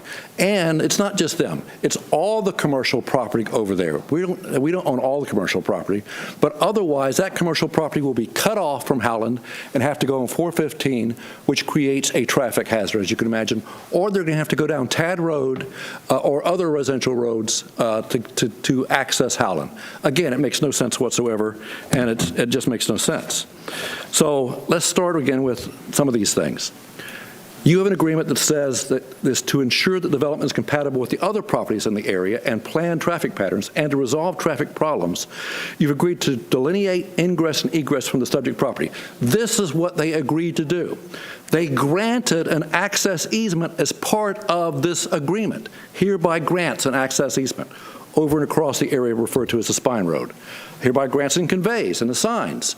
This is the access easement that they're now trying to take away. The purpose of the Spine Road, according to your PUD, the agreement that you worked out and you got them to agree to, was to provide access to the subject property and the adjacent property to the east. So you'd have property on the commercial side being able to be part of an overall commercial development, where you'd actually have a road that would go to the traffic signal, as opposed to trying to skirt across 415 and go around, or go through the residential properties. You have indicated, they indicated they were going to create a master property association that would allow us to then join. They didn't. They didn't create that association. I've got a signed joinder and consent agreement signed by Mrs. Pell, but they did not create the master association that allows us to record that. By the way, the Master Association and the signed agreement basically indicates that we're going to help pay for it. We're going to help pay the maintenance and everything else. So I don't know where this example of, oh, it's just costing us too much is coming from, because actually it would cost less if you had your neighbors helping to pay for the maintenance of the road and the construction of the road. The agreement also said is specifically acknowledged that the requirement of the spine road is to provide access to the benefited property, the Pella parcel. This is the whole purpose of this, is to do this so that you'll have a safe access. If they fail to do it within 90 days, you can actually go in and get a lien on the property. They didn't do what they were required to do. You have not liened the property. You have not enforced this agreement. And of course, the developer did this in 2013. Halifax has had this since 2013. The owner agrees that it and its successors and designs will abide by the provisions of the agreement. You just heard Mr. Griffin indicate they knew about this at the time they bought it. They knew this thing was in there. They knew the road was going to be required. They bought it anyway. They've decided they don't want to do it. They decided they don't want to allow it is really what it is. Because what this does is this basically prevents access. It has nothing to do with cost. It has nothing to do with cost. It only has to do with preventing access from the other commercial areas to the lighted interchange, to the other commercial areas that you were trying to develop in Deltona. So let's talk about our comprehensive plan. You're supposed to be located in planned centers to avoid strip commercial development. This actually encourages strip commercial now. One strip on 415, one strip on Howland. Nothing where it's planned together. It's not solely located along local streets. You're actually trying to encourage now things going on local streets. If you make this go through, you're going to encourage this to go on TAD and I think it's Sandfor. So that's just, it just doesn't make any sense. Located in areas that are adequately served by arterial collector road systems. This will prevent access of the remainder of the commercial areas between Howland and 415. Your commercial criteria, you'll have adequate road frontage, controlled access point, cross-access easements to minimize the impact on level of service standards and safety of adjacent road networks. Now look at this. You've already got this. You've got this cross easement in place, and now you're asking, someone is asking to take it away and do away with good planning. Maintain, policy number 1-7.16, maintain or approve the ratio of non-residential lands to residential lands. Again, this hurts the development of this commercial section on this particular location. Be compatible with abutting and nearby land uses. What this does is will increase the amount of commercial traffic in the residential area. They're going to love that. What's the next one? Review its impact upon the economy of any affected area. Again, if most of the commercial area on this thing, 18, 20, 25 acres, whatever, of commercial, does not now have access to the traffic signal in Howland, which again is supposed to be a giant commercial area, all tied to Walmart and everything else. What do you think that's going to do to the economy? What do you think it's going to do to the idea of being able to build more commercial in this area? Do you think you'll have more commercial wanting to come here and increase your tax base? No, you will not. Review the impact of the zoning on necessary governmental services and transportation systems.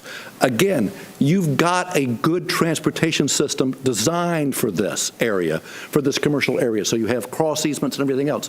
You're now asking to take that away and create this barrier to that transportation system. The City of Deltona shall maintain land use regulations, including but not limited to access control management and cross-access easements to facilitate safe and efficient mobility on the city's transportation network. Again, what you're being asked to do now is to destroy that access control management and cross-access easement and thereby do away with the efficient mobility of the city transportation network. The City of Deltona, this is policy T1-3.2, the City of Deltona shall maintain land use regulations, which is, again, this is what this is, a land use regulation, including access management, which provides for continued safe and efficient movement of local traffic. Such regulations also maintain and enhance roadway level of service capacity and mobility. If you don't have these cross easements, especially in these areas, what you're going to end up doing is increasing the traffic on the other roads, which will hurt your overall traffic compatibility. You know, again, one of the things I have to deal with when I'm doing all these things is to think of the future. And what are the unintended consequences? The unintended consequence of this is to basically hurt your whole transportation system in this commercial area and also hurt your economic development in that area. So the question is, why is the applicant requesting the change that results in bad planning? All right, per the staff report, the applicant's only proposing a medical office on one of the lots facing Howland. He could easily adjust those lots without a change in zoning and still maintain that the spine road. And again, do it as an easement. I don't care. It doesn't have to be a road. It could be an easement. It could be a driveway, as long as it connects to the rest of the commercial. And still maintain the spine road and the existing easement. He doesn't want to do that. So he says if the issue is cost, which is what was told tonight, of continuing the driveway to the benefited property, the owner of the benefited property has offered to pay for the cost for such construction and continues to make the offer to continue this driveway onto that property. That should solve the problem, but apparently it didn't, because they don't want any connection between their commercial and the rest of the commercial. So after 10 years to do something with this property, the only basis for the request appears to be to prevent the access to the traffic signal from the remainder of the commercially designated area, which is just plain bad planning for the future of transportation needs and the safety of the city of Deltona. I don't understand why you would encourage basically what every other city is trying to accomplish, which is to create these cross easements and good planning and good road networks, when this is just going to destroy that. Oops. All right, so let's see if that's it. All right, so my conclusion is there is no requirement whatsoever to amend this PUD and remove the spine road. You have a good agreement, you have a good PUD, you have good zoning. Why would you want to ruin it and take this out? The spine road was good planning and specifically provided access to the benefited property, which is the rest of the commercial area, so that you'd have a developed commercial area that would all work together. I'm sure that the city worked hard to get that agreement years ago, and I'm sure that the original developer did not want to give it, but you got it, and now you're looking at giving it up. 3, removing the requirement for the spine road and removing the cross easement hurts the adjoining property. It creates a less safe transportation system, and it discourages the use of that benefited property. In other words, it discourages the use of all that other commercial area that could be economic development for the city of Deltona. 4, removing the easement and the cross easement is inconsistent with the City of Deltona comprehensive plan. I've told you 7 examples already. I haven't even looked at everything else. These are just the ones that were in the staff report. And it is bad planning, and I don't understand it. So I've tried to understand this. I don't. From a planning standpoint, it makes no sense. We can work with the applicant if his concern is cost. We can work with the to alleviate those costs, but you've got to be able to have cross easements between commercial areas, or else you're going to end up all fragmented. It just doesn't make any sense. So I am available for any questions, and of course my clients are available for any questions, which is why they were sworn in. But just let me know if there's anything I could do. Thank you. Right now we're going to listen to questions from the commissioners. Well, I think there was one more party that wanted to speak. Okay. Do we have, there is. She's the only one who signed up with standing. Okay. So did the other gentleman that want to talk, does he have stand, do you have, so hold on, do you have standing? No, she didn't sign up for public. To him when I filled out paperwork. Okay, and Stan Smith. I'm sorry, I don't have the list of how standing. Mayor, if I may, just as an officer of the court, if you will, I know this gentleman, I've known him for a long time. I know he owns property. There is no question he has legal standing. Okay, well, go, sir. I don't want him to say anything, but Thank you, Darren. It's really been weird. I'm sorry, let me start over. My name is Stanley Smith. I own property in Deltona all over the place still, and I live in Sanford. I moved here in I live at 2251 Celery Avenue in Sanford. I moved here around 1980, I think. Very blessed, got to develop a lot of properties when we were dealing with Volusia County. And it was kind of weird driving over here realizing how old I am, and I haven't kept track of this place. And I just can't believe all the growth. It's been amazing. When we developed properties in this area, it was all through Volusia County. This is back when zoning had a piece of paper clothespin, and they take documents up to the second floor with a piece of string. You know, we were doing projects here. So I was blessed to do Interstate Plaza on Deltona Boulevard, Deltona Fountains, Kensington Estates. I bought property from the brothers and developed a property on Fort Smith. I was wanting to put together the Publix at Howland and Alcam, that land deal years ago. Just lots of stuff. In Volusia County, I've been blessed to develop about 12,000 acres. I'm not saying that stuff to brag. I'm saying that stuff to give a little bit of credibility because it's crazy. I don't know any of you people anymore. So, and I appreciate the way y'all are handling things. And I made some notes. I used to always be afraid to speak in public till I did some mission trips. I think I'm still a little bit chicken on the public stuff. Under developing, with commercial properties, we've always been concerned about traffic and circulation. Anybody's got a lick of sense knows that's a big deal. We own 5 acres behind Tractor Supply and behind the Mormon church. So everything you guys do is going to affect that. Our access is through Tab with about 60 front feet. So my big question to you all is, how are you going to handle that when we come before you and we want to develop something there and the residents say, oh, we don't want that much traffic on this road?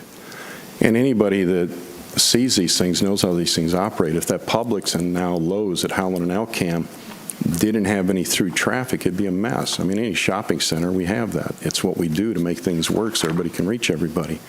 In Sanford, we have a hospital there, and they've got a road that connects 1792 to 46. I mean, you just don't have these traffic patterns where you can't take alternative routes to avoid the main intersection, avoid the main traffic. You guys have a huge project up and down 415, a huge corridor. That's going to become a big development. And Glenn is spot on that as a developer, nobody's going to want to be there with those problems. When you come down Howland and you hit 415, Walmart's on the right, your headlights are facing our property. We have 15 acres there. We have 5 acres behind Walmart. We have 5 acres over there by the Osteen Diner. We have 5 acres across the street from that Dollar General over there. So we've got an interest in the area and we have property in the area, but you've got to have traffic under control. The biggest thing to me in listening to this hearing is that, I wish Ron Paradise was still here. He's a friend of mine too. He was your planner. And we need somebody to really reevaluate this whole thing and look at this whole area as a big project and get everybody on board to work together. Because if we stop this road in the middle, you folks have really messed up traffic in that area. And I think there should be traffic studies. I think there should be somebody that looks at the whole area as a master planner for the city, not for us money makers that are trying to make a bunch of money off y'all, and make sure it works for everybody. And that's pretty much all I got to say. So we have a lot of interest in it. We support Albert and their group in saying, hey, no, I don't have access through his property to ours yet. I would hope to get it, but that's my problem. At Howland and Alcam, when there were other people here, actually we're dealing with the county at the time, we owned a strip center across from that Publix. Eckerd's wanted to come in, they needed access. And we gave them access to keep traffic off the main roads. And it's all over the place. This is a very common thing. This is not unusual. It is unusual to take what you've got and give it away. Thank you. Thank you. All right, this time I'm going to call Commissioner McCool and then Vice Mayor Jody Lee. Thank you very much. First of all, I have concerns in this respect that there's no TIA for the area. And 2013 was a long time ago, and Deltona has changed a lot in 10 years as far as traffic goes, as far as whatever development goes out there, and as far as looking at the area as a whole. I have a concern with the taxpayers because Halifax is a taxing district with taxpayers paying more for a road by virtue of Halifax paying for this, and in turn, my taxpayers are paying for this road, and I have a problem with them paying for more road than they have to, paying for a private development to benefit from this. Now, I understand what we're talking about, traffic as a whole, but because of the master development plan, because it's old out there, and because we have grown in leaps and bounds, that's what I was asking about the TIA, and there's no TIA required until we've already said yes to doing what you're going to do out here, which is crazy to me. So in my view, and I need to understand from whomever, I am not okay with asking my constituency to pay for a road that does not benefit them. There's 415 there. I understand that 415, I understand where the traffic signal is. I understand the traffic on Howland Boulevard. But the cut through there is if they pay or the road is paid for, we're part of taxpayer dollars, taxpayers have paid for a private entity to benefit from a road to go through. We've learned a lot in 10 years as far as what we need to do here, and I don't, like, why has that private property not been developed in 11 years now? And please tell me how I tell my constituency if, that they need to pay for this road to go through this private property. They're not benefiting from that road as it goes through private property. So I would like someone to answer that. And traffic, you know, there's not a TIA out there, so you can't tell me what, nobody sitting here can tell me what the traffic impact is going to be. Because you know what? We have antiquated TIAs for development going on right now that's not taking into consideration what the prop shares actually are. And if we don't fix this, it's going to cost our constituency $10 million. So I have a real concern when it comes to TIA. So tell me how you know what the traffic impact is going to be without a TIA. That is current. Yeah, and I can answer your first question, which is, with what we propose, it will not cost the Halifax one more dime for this private driveway. This is what we're talking about. We will go ahead and pay for everything that they're not building. What more could you ask for than that? So if they're going to build this one section of road anyway, and we're just asking to connect to it, and they're not paying a single dime more, then there's no impact at all on your taxes. Who is going to pay for the TIA for 415? Because that's going to concern the FDOT. That's going to be big, and there is going to be a prop share out there for that. That's what I'm saying. I agree, and I will tell you, whatever development comes in, and typically you're right, whenever you do a rezoning, such as this rezoning, you do a TIA. And how is this going to affect the traffic? What's going to happen here? So yes, you probably should require a TRA for everything that goes into these areas to determine how that traffic is going to flow, what the prop share is going to be, if there should be additional prop share. I mean, these are all the things you normally do in developments. This is a case where you're taking away an opportunity that doesn't cost, like I say, will not cost them a dime to do this.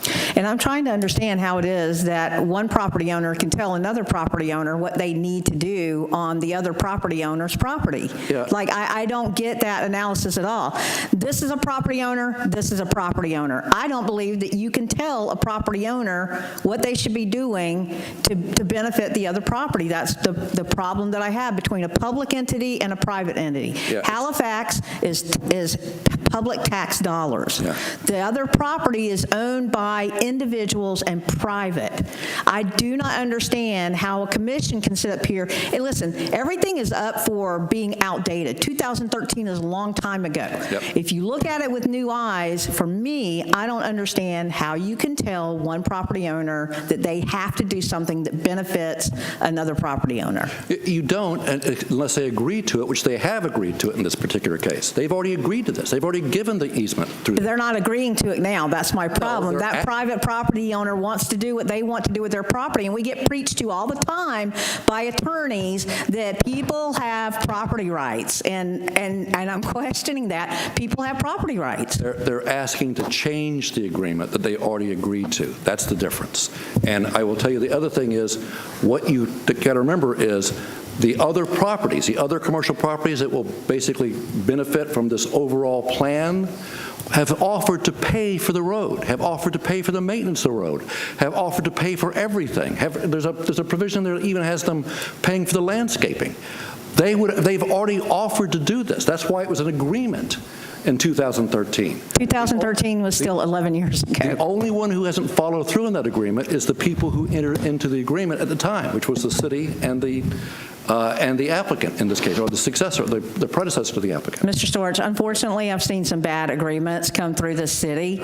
So I'm just telling you, sir, from experience and recent paying more attention to these developments, how this goes. So that's just my statement, and those are my questions. And what is going to be developed out there, sir? Yeah, my goal right now is to try to find a solution. And that solution needs to be better planning, working together. If we can do it in such a way where it doesn't impact Halifax at all, where they're allowed to build this, great. What is going to be developed on the property, sir? Well, it depends. On our property, on the Pell property and the other properties that are commercial, hopefully commercial, restaurants, things like this. That's what typically goes into areas around Walmarts. But if you don't have good access, then those things will not be developed that way. Right now, it's planned as commercial, but zoned residential. So if you're trying to encourage residential development, that's what you're doing by doing this. So I'm asking, does that property not enjoy the ability to be able to have road off of 415? Is there they cannot make an entrance or exit from 415? At best, there could be a right turn in, right turn out. There's no way to turn left off of 415 because of the median. So go ahead. Ma'am, to answer some of your questions, who's going to be out there? I've got calls from Racetrack, from Burger King, from everything you can imagine wanting to be out there. Everybody. But the big problem is that whole Osteen-Jape joint venture agreement you all did a long time ago. You're talking about that property owners shouldn't have the rights taken away. Give me a break. Zoning takes our rights away all the time. I own the land. I should be able to build what I want, right? We have traffic issues. Our 5.75 acres that's behind Tractor Supply and behind the Mormon Church is going to be affected tremendously. We have 60 front feet on tab. I want to understand real clear with all of us, we talk about attorneys, we will be looking to hire an attorney to deal with that with the city if we find out that we can't get approved what we want to do with our property because of an access issue. That's a big deal. At Holland and 415, we have 15 acres. All our buyers are people who want to put in a little strip center with a gas station out front, a restaurant next door in the front, restaurants in the plaza, do something in the back. But you know what? Even though I have property rights, I got to come to y'all and get an okay to do all that. And half the people don't want to touch it. And when you're saying, why hasn't that area developed, this whole area should be a master plan. This whole thing is a joke to not do this as a master plan. And the reason that area hasn't been developed is because you have rooftops on half of the circle. Deltona over, there's rooftops. Osteen side, there's not enough rooftops. So all these guys come out and want to do stuff. We've talked with Target about doing a whole project in that area. We've talked about all kinds of major players. But we can't do it because people look at this area as being an area that's very hard to get things approved in. It's handled very unusual. And now we're going to go in and we're going to take a project and say, hey, we have a road that gives access. They're not asking them to build the road. Have access. So that if we do develop the property, we have access. They've done that to me. They've required me to have access when I get a project approved to give access to a neighbor. This is the same thing we're doing here. This is common sense stuff that we should have. That's all I got to say. When you're asking who wants to be there, the sky's the limit. There's tons of people who want to be there. Target's not going to go. There's not enough rooftops there. Target wants you to give them the land, and then they'll turn around and we can make money off the rest of it. And they wanted that whole area. I mean, the amount of calls we've had from major players for that area is insane. I don't know that I even have a sign up there. We don't even watch it because the real people are researching, they'll find us. So that's it. But we've got 5 sites in that area. That's a big deal. So we're very concerned about traffic. If you guys don't get this approved, with them having access, it's going to hurt Pels tremendously. It's going to hurt the city tremendously. We'll survive either way. Our Holland 415 property is going to be a great spot that we'll make some money on. We're happy. It'll work out fine.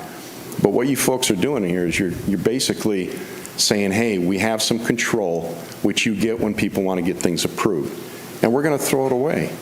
It doesn't make sense. You've got to protect the city. But that's, I don't live here anymore, so if you guys mess up the traffic there, I'll just make my money and go on my way. Thank you for your input, sir, and I would like to say that in doing my research and development and growth in the city of Deltona, there are other developers that have come in and they have threatened the city with, access if we don't grant access, and that's happened not too recently. And, my thing as a commissioner is to protect my constituency, to protect the development in the city of Deltona and how we progress through and ask the real questions like this. It is still talking about how much the road costs, how much the taxpayer is going to pay for that, and it's talking about property rights, and all of that's complicated, and you need as much information as possible to do that, which without projected planning, nobody can plan out there without proper projections, which we don't have at this time. Well, I think your questions are very, very astute, very good. You take Bobby Luther, for example. I've done some stuff with him. He's got the intersections up there. Him and his guys have most of the highway interchanges. They do a master plan. Unfortunately, when you don't have one person with a big chunk of land to do a master plan, you folks are the ones that have to protect the public by doing the master plan, because everybody's trying to get their little piece and do what they want. A master plan means roads connect. I mean, that's just basics. Thank you, Mr. Mayor. Vice Mayor. Mr. Mayor? We do have, this is a quasi-judicial hearing, and so we do have a process. So after Mr. Storch, the applicant's attorney needs to come up and kind of, give his ending I understand that we're still doing commissioner comments on Mr. Storch. Go ahead, Vice Mayor, and then Commissioner Burbank. One of my and I agree wholeheartedly with all the different sides. It's a toss-up, and I get the whole traffic.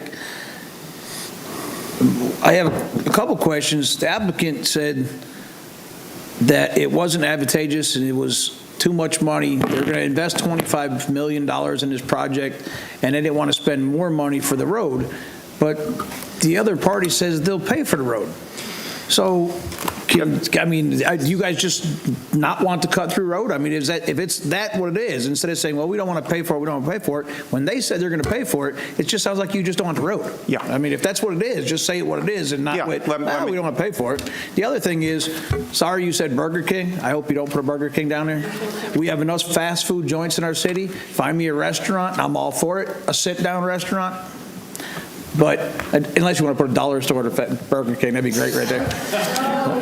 It's a joke. It's a joke. It's a total joke. But they're willing to pay for the road. And the other bigger issue I have on this, Mr. Starch, you knew you were going to come here and argue this. Why didn't you bring a TIA? You knew you were going to argue this fact, and you knew Commissioner McCool was going to hammer the traffic. She does it on every development religiously. But my only question is, if you guys said you don't want to pay for the road, but they're willing to pay for it, and you knew they were bringing it, you should have brought the TIA. Again, this was not our application. Right now, we have a zoning in place. It's not our obligation to provide a TIA. It is, if you're going to do a change to that zoning, it's when you're required to be a TRA. This agreement was done in 2013. I'm sorry to cut you off, but who didn't sign this in 2013? The owners of the property? Yes. Okay, so that means this whole entire agreement is null and void. The owners didn't sign it. No, the owners did sign it, but the owners at that time signed it, and the applicant, and if you're talking about Pell? Well, whoever, it says they didn't sign it, for some reason they didn't sign it. Oh, no, you're talking 208, yes. 2013, they signed it. In 2013, they signed it, and it was recorded, and the Halifax is the successor. Is that correct? Correct. Okay. So, should I go now? Go ahead. Okay. A couple of things. I'll try to, if I don't catch all of... Straighten your microphone, please. Thank you. Sorry. If I don't catch all of the questions that you asked me, please help me to remember. I was trying to take notes. But before I get started, I will tell you that I had to eat lunch at the gas station, and not the racetrack, but the old gas station at Deltona Boulevard and Doyle Road. So I would have been happy for a Burger King at that, back then. But in any event, but I know we don't want any now. I don't eat there often. A couple of things. You know, Mr. Storch got up here and said to you that gave you his predictions about what's going to happen, how this is going to stifle growth, how an approval of modifying this agreement to take away the through road will stifle growth in this area.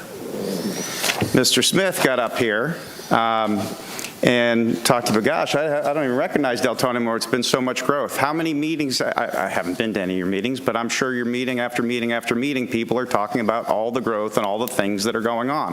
What hasn't happened at this location is anything because of this requirement.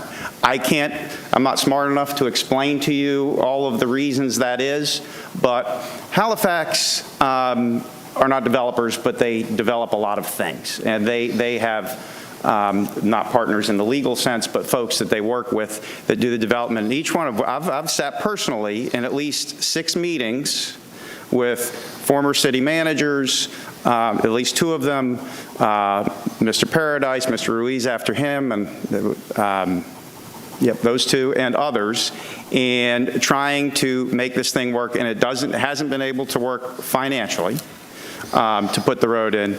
And yes, you are correct that because the hospital wants to put medical services in this location, they don't like, from a planning perspective, the idea of a cut-through road. If you get apartments in that location, that's just a cut-through road. If there's something going on at the intersection, that's a cut-through road. They really don't want a cut-through road. So yes, but I will tell you, and let me assure you this, Jody Lee, or sir, I would not stand here, and neither would Mr. Griffin, and tell you something that we didn't believe. We wouldn't do it.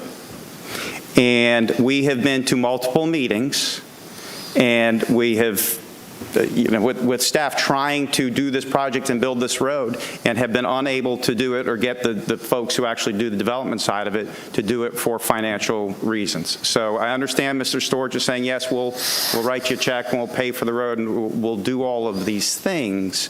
But this is what the development community, when I say the development community, our partners in the development side of it has said. But yes, absolutely, the cut-through road is another disadvantageous element because of the medical user. The others may not care about it, I don't know. The other thing I would say, I get it, Mr. Smith's got a small piece of property there that has no access other than to a residential road that I don't know if it's even zoned for commercial development, and I'm not sure what they paid for it when they bought it. But I understand why they want it. I get why they want it. And you certainly can understand why my client doesn't want it. All I would submit to you that is, if you believe this makes sense to have this cut-through road there, and that's the best thing for your constituents, then by all means do it. If you, or deny the application.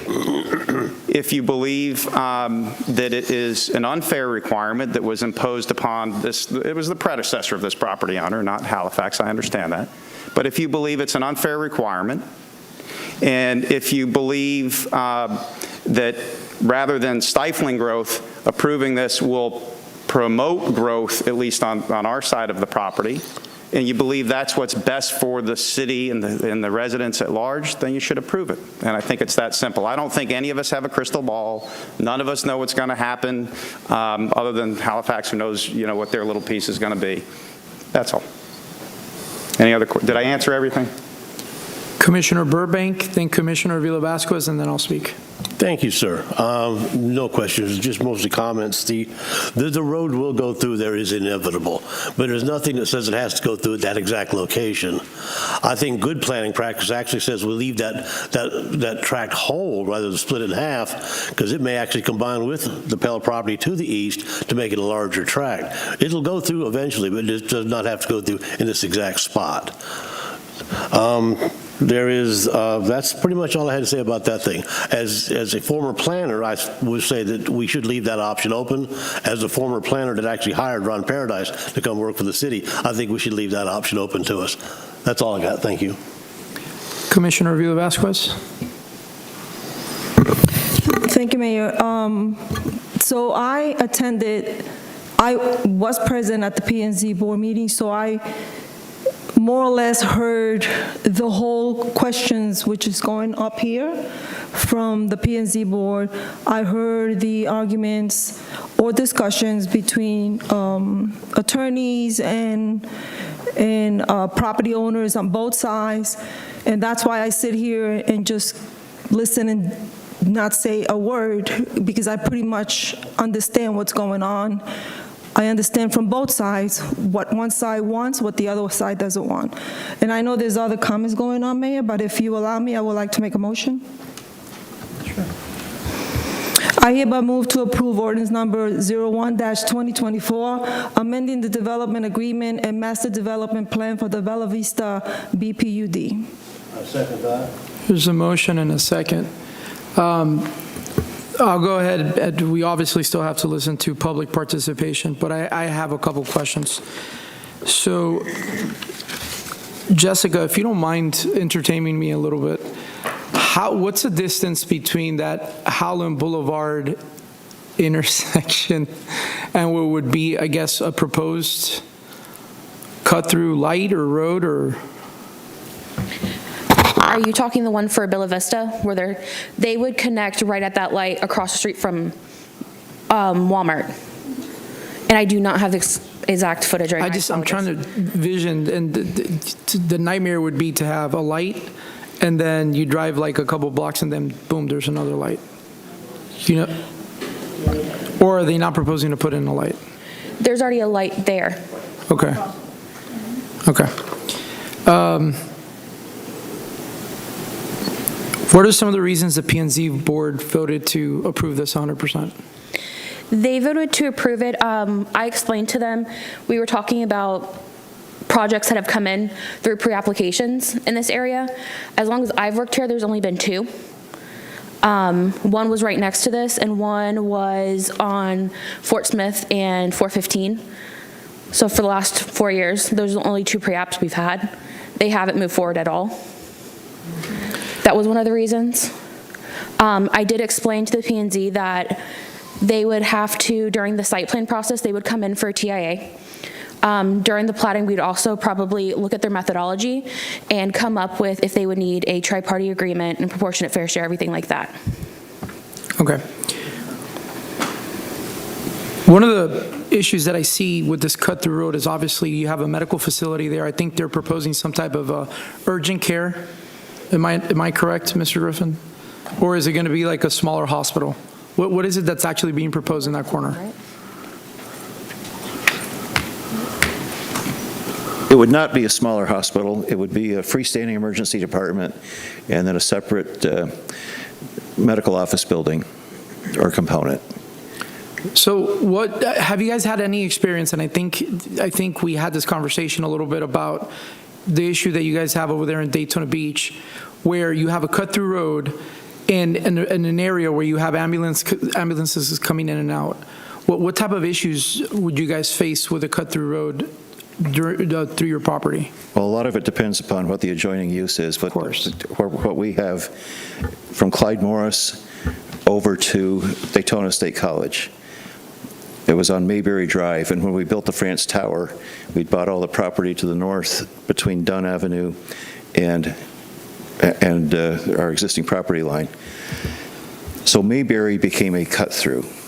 There's 3 stop signs on that little drive, and the students, I don't think they read very well when it comes to that octagonal sign, because they don't always stop, and it does cause some danger when you've got people trying to come into our emergency department.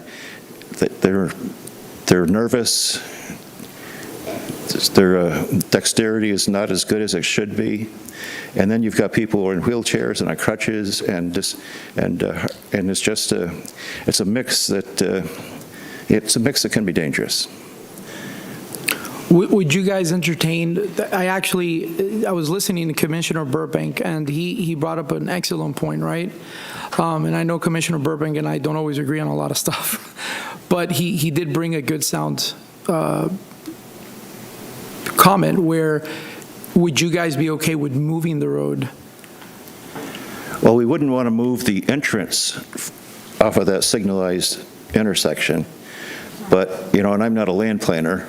I understand. But I would say this, it depends, if I could say that. It depends on whether we could work something out with the Pels and what the use of your property would be, and would it be compatible?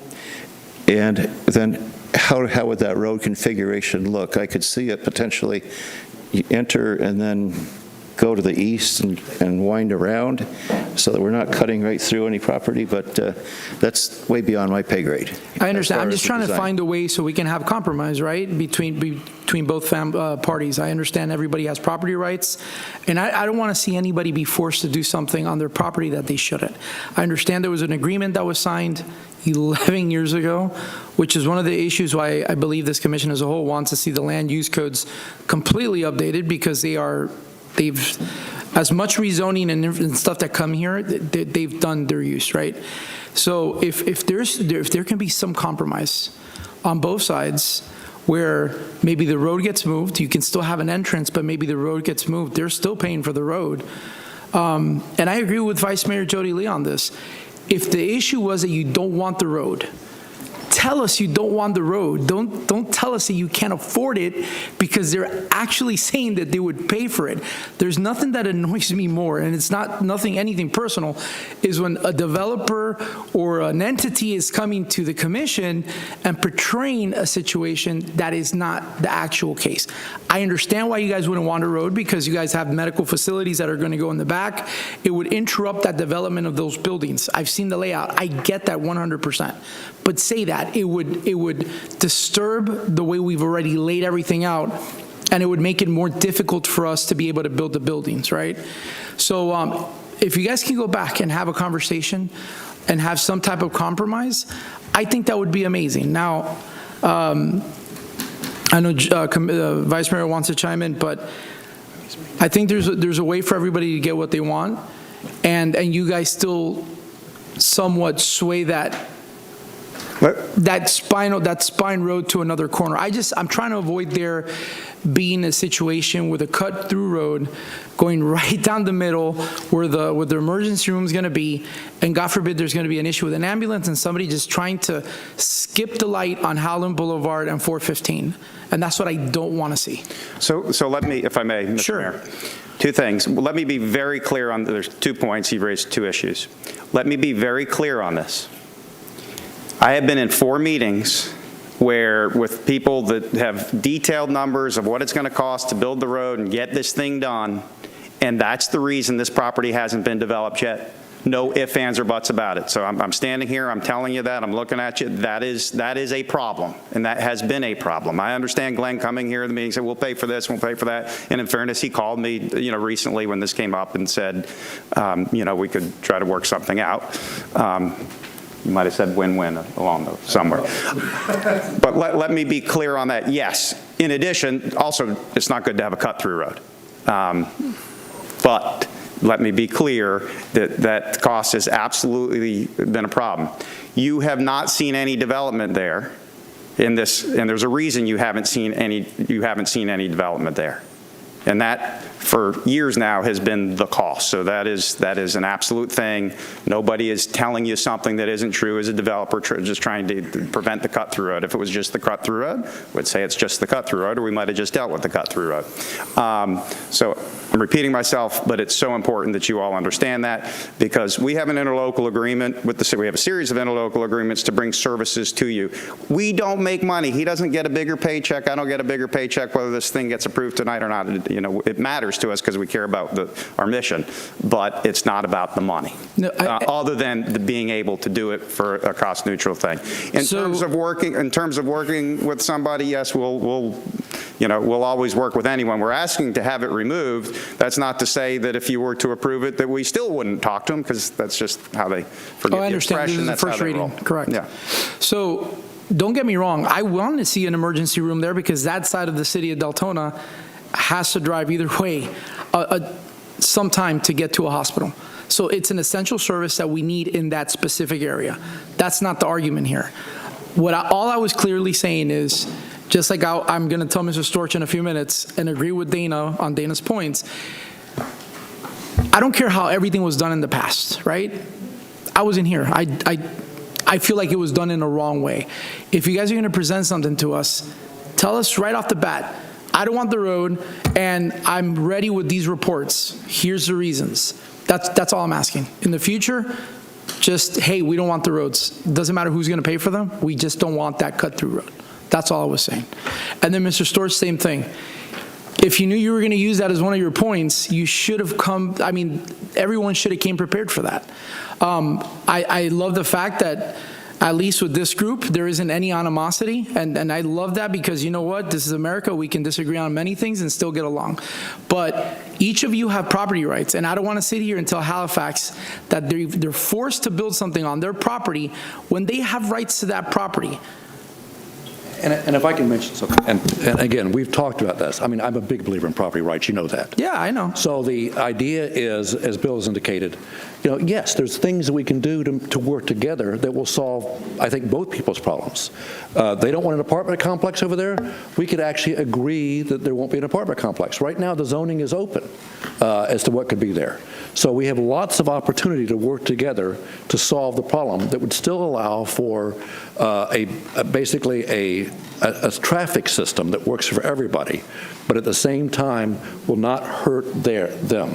And that's always what I'm always looking for, is that win-win, as you said. Sorry.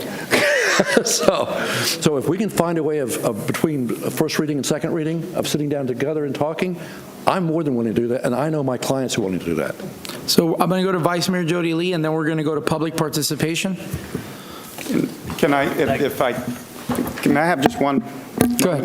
And then we're going to go to Vice Mayor.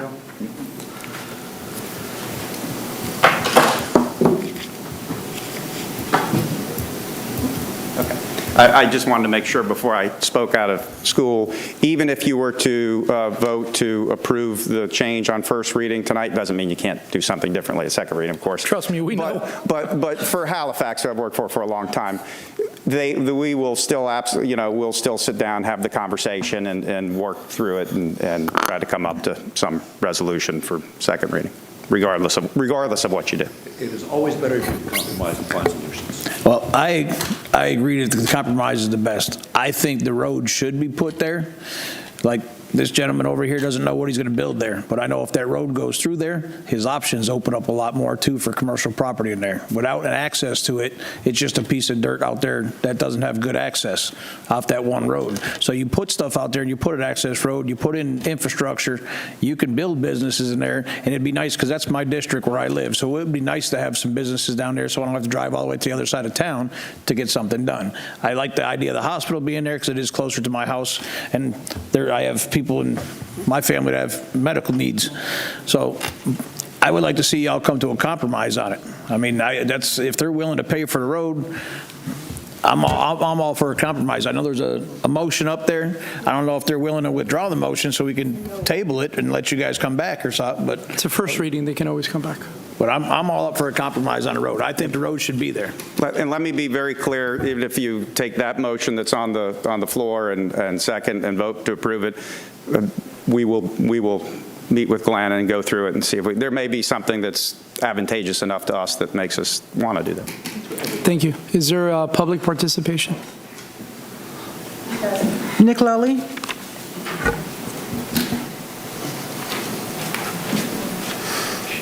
Hello again, Nick Lovely, District 6 here in Deltona. First, I wanted to say thank you to all the folks who spoke, the attorneys for both sides. I think this is the kind of conversation we want to have as we move forward as a city, and I was just relieved that this was not a debate about, new residential plan unit developments, and that this is something that will finally provide services, critical services actually, to our citizens. So I wanted to ask a couple of questions, and not necessarily tonight, but maybe for the second reading. I was curious if, and I've heard this in the past, when you provide that cross-access, does it increase liability insurance for the property owner? So I've always heard that that might be a concern as well. And then other than that, I'm 1,500 feet or so from this parcel, so while I don't officially have standing, it certainly is something that has an impact on me. I imagine if I were to access this area coming from where I was, I would use a right-in off of 415. So those are just my thoughts. I look forward to the second reading. Thank you.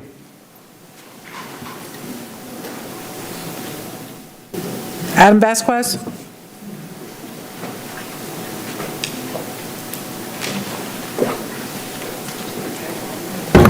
Adam Vasquez, District 3. I don't agree with some of what you guys mentioned this morning about the not need for a cut-through road or whatever you want to call it.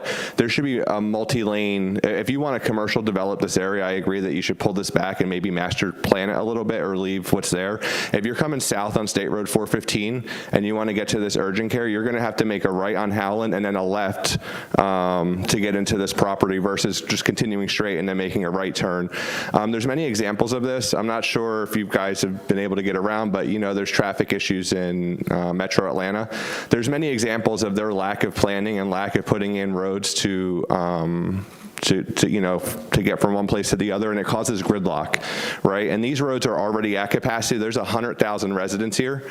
This region has over 500,000 people living in it now, so it's turned into an urban area. So I think what they planned for in 2013 actually made more sense. Move the road, move it, but to build this without access to distribute the traffic is especially with Walmart already there. I think it's kind of crazy. And some of these folks, you know, they serve on boards where they're planning our overall traffic, right? And I think that especially when you consider some of the issues that we need to go obtain funding for because the whole city wasn't planned properly, right? And to continue to perpetuate poor planning. I love commercial and commercial redevelopment, right? But we need to plan this correctly or we're going to have traffic issues, more traffic issues than we already have. In 1992, you guys were talking about building an expressway through Deltona. They shelved it, right, because they didn't want the urban sprawl to come or the population growth. But the population has come, and we don't have an expressway. Now we have people on our surface streets having head-on collisions on windy roads and killing one another. So I don't understand why you would want to create the additional traffic on Howland and State Road 415 when you could properly build a road. And sure, you don't want it to go past an urgent care or a medical facility, but move the road. Like there needs to be a way. If all of that land is zoned for commercial and we want restaurants and sit down and we want people to be able to get in and out of there, you have to have the cut-through road. Otherwise, the taxpayers are going to have to go to seek funding and then fix it years later when we realize that it does not work, right? And that we should stop planning in that regard. We should do better at planning so this way we can have nice things in our city. We don't need to be some weird hodgepodge of planning, right? If you go to any other town in our area, it's planned better. So I don't know why we would perpetuate this. I think you guys need to do a little bit more research on this, you know, especially, I mean, I know you're experienced, Commissioner, and I know that you know that the traffic needs to be distributed. So, you know, when your minds are closed to growth, right, it tells me that the decision's already made, and that's ridiculous, right? So do a little bit more planning, come to the compromise, put the cut-through or whatever you want to call it road in, and plan it right. So this way it's not just cars speeding past 3 stop signs. Thank you so much. Albert Bryan, please.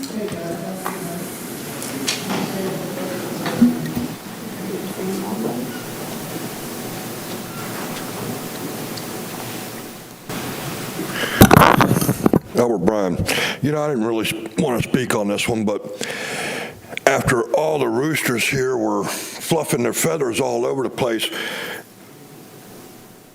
I almost have to agree with the fact that the cut-through, if you allow it the way Pell wants it, or the property owner there wants it, it's going to create a racetrack, basically, from 415 to Howland. Without any proper planning for that, let's say some tabletop speed bumps, you know, or maybe 20 stoplights through there, you know. Otherwise, what you're going to create is another racetrack here in Deltona. Is that what y'all want, really? We've already heard complaints from commissioners over the last few years about how we race down Howland Boulevard, or how we race down Cortland Boulevard, or Newmark. I could name 20 different roads here for the same thing that y'all are getting ready to create here if you do not do something. I say table this thing tonight. Just flat out table it. Let the people over here talk about it. But require true, and I mean really true ways of slowing traffic down on this cut through. Because if you do not, you're going to have a hell of a road that will be nothing but racetrack city. And I don't mean that as a store. You're going to have little motorcycle boys out there just wah all over that road. You're going to have the big boys in their big cars going wah all over that road. And it's not going to be during the day. It'll be at night. You know why? Because that's when they race. And we'll come up here again and we'll yell at y'all again because we want traffic control. We've been saying it for years now, and the people on this dais have ignored us. Completely ignored us. We had a manager not too long ago that was willing to listen, but he went out the door. And now we're stuck in this perpetual crapola that y'all keep feeding us. I don't have a problem with the cut-through road as long as it's designed properly. I don't have a problem with not doing the cut road. You know why? Because at the end of the day, what are you going to have? You're going to have a stop right there at the emergency room. You're going to have free access for all those ambulances in and out without running anybody over. You put the access road right next to an emergency room, I can't tell you how stupid that is. You know, I've seen some really idiotic things go on in the last 9 years that I've been in here. But when you put a racetrack from 415 to Howland, you're just asking to give that Halifax emergency room customers. That's all you're doing. And if you think otherwise, and if you think a little racetrack, you know, convenience store's worth that, then y'all are full of crap. And so are the people over here that want to develop it that way. You want to put big restaurants on it, so be it. You want to put a big hospital there, so be it. I don't care. But develop the road properly. Put true traffic spaces in there to where you slow traffic down. I don't care how you do it. I don't care if you put a little sheriff out there with a little radar every night. It's worth that extra cost to save lives. Just something to think about, folks.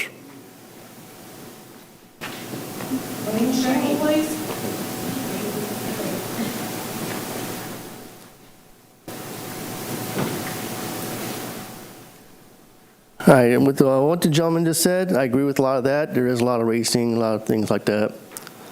What you need to do is take in consideration of getting a civil engineer to properly design construction of how a road would go, where the buildings would be placed. Because if Halifax is building a emergency room and not a urgent care, you're going to have a lot of extra ambulances going back out because they're going to have to go to the main hospital because they're not going to have beds there.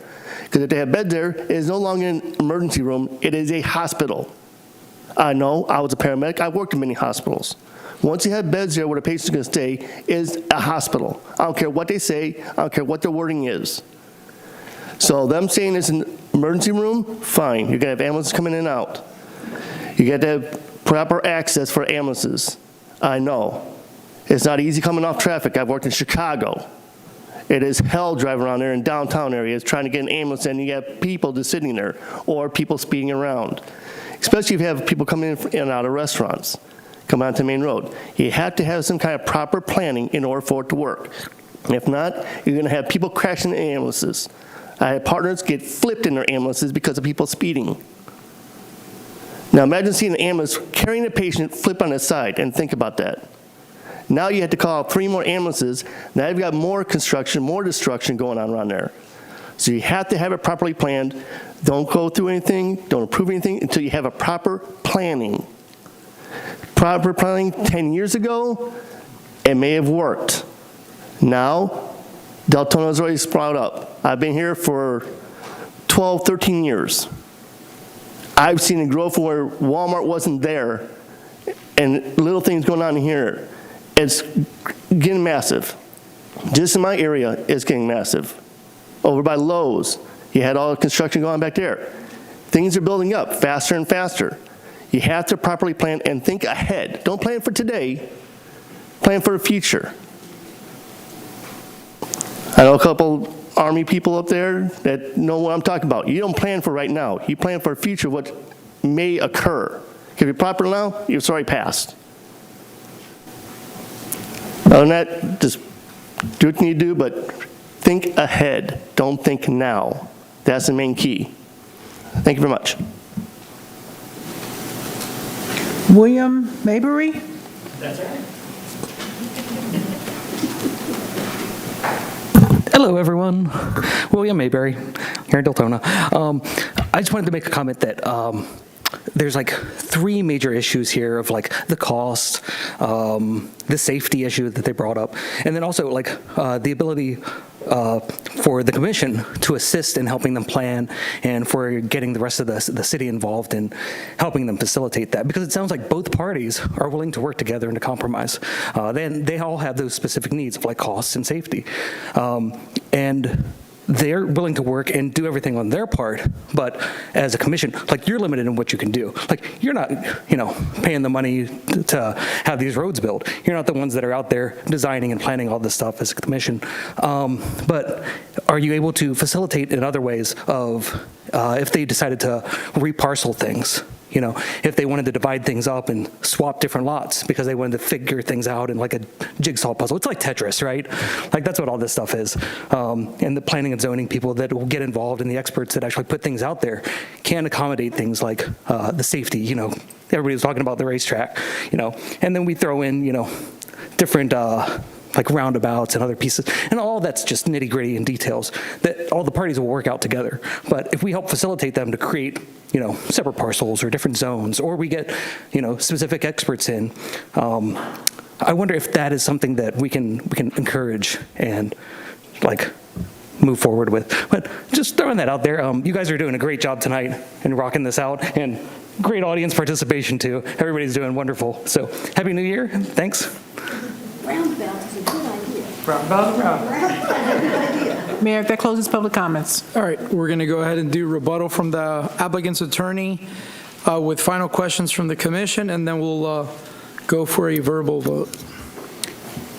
I want to, if I may, I want to make your job easy. I appreciate the motion and would be happy for you to vote and approve it. And as I told you, we will absolutely meet with them if you do that.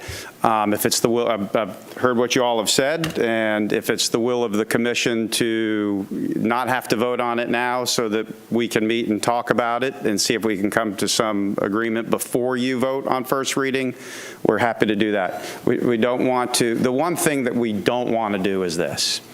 We don't want to get involved in a protracted back and forth and overly bureaucratic process. For Glenn and I can get our folks together. We've got access to good engineers and folks on the Halifax team that we can, either we can come to some agreement or we can't, that works. We just need to be able to get through it because we've been at this for 11 years. And I mean, I'm going to repeat myself for like the 8th time. It has been about the money, and that's been a problem. We want to get this thing built. We got a vacant piece of property. We want to get it built. We want to get our facility built and get the folks in there. So time is important. The time factor is important to us. We just don't want to let it go any longer. It needs to get built. So my point in saying all that is, if that's the will collectively of the commission is to not vote on first reading, we'll be okay with that. But at the same time, we appreciate the motion that's on the floor, and we'll still talk with them if you vote to approve it. Thank you. You're welcome. We do still have a motion. So Commissioner McCool and then Commissioner Vila-Vasquez. I'm sorry. Well, my thing is, in doing this development, it's a very important, critical area for our community. Mm-hmm. You have put forth the willingness to work, and I understand that the commissioner has a motion on the table. With that being said, what I would like to see is if there is an alternative mentioned, that it be time specific, because you both have spent a lot of time on this. However, there are very real concerns for myself about traffic in that area. You have a medical area that needs to be contained to medical area for the very reasons that everyone has brought up. And that is my main concern out there. And I understand that you don't have to, but without a TIA, you're asking this commission to make a decision that could possibly be worked out between you all with everything being addressed, you know what I mean, at another time. So I'm trying to be as fair as possible, because in voting right now, my vote is leaning towards to voting for this ordinance unless you guys say that it is beneficial for both parties to work this out, because I appreciate property rights. I appreciate what I believe would be the impact of the traffic going through, cutting through that area. And even down to getting the TIA out on 415, that's going to be an expensive proposition because you're going to have to involve FDOT and such. So if y'all play nice in the sandbox, that's one thing, but that will have to be with you guys. Thank you, Commissioner McCool. We appreciate your comments. We'll be happy for you to, whatever y'all want to do, obviously. But we certainly, as the applicant, have no objection to you continuing the matter. I'd like you to continue it to a date certain. What's that? We can't continue to a date certain. We'll have to re-advertise. Yes, clerk? Hasn't been advertised for second reading yet. So, okay, so we'll just continue the first reading. I think with the amendment too will be. Good. So let's let Commissioner Avila-Vasquez speak. So I made a motion, right? But listening to what's going on after the motion, it sounds to me like it's two different things now. So either we vote to not accept the cut-through, and you guys on a separate side come to an agreement on how to do another road to connect besides cutting through, but it's two different things. So we have to come up, that we vote for what the motion was, but coming to an agreement not to vote, we're still in the same position. Understood. Because what you don't want, or what not you per se, but what Halifax doesn't want is to cut through. They want this one side building, right? For the emergency, whatever they're going to set it up for. Now you're saying that you guys will get together and come up with an agreement to do something within this, Halifax property, their property, to do a cut through, but not through the middle of what we're voting on now. So I need to know, where are we? Are we going to vote on the cut-through? Are we going to vote on the side? Or table? So, we have a motion right now. If I can make a recommendation, Commissioner Avila-Vasquez, whatever they want to work out, they can have it presented to us. Correct. They can present it to us by the second reading. So then I'll call them, I would like to call the motion. Okay. We're doing a verbal vote.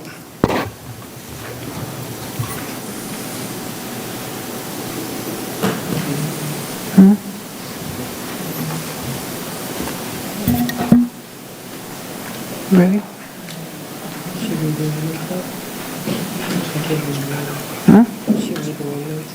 No, waiting for her.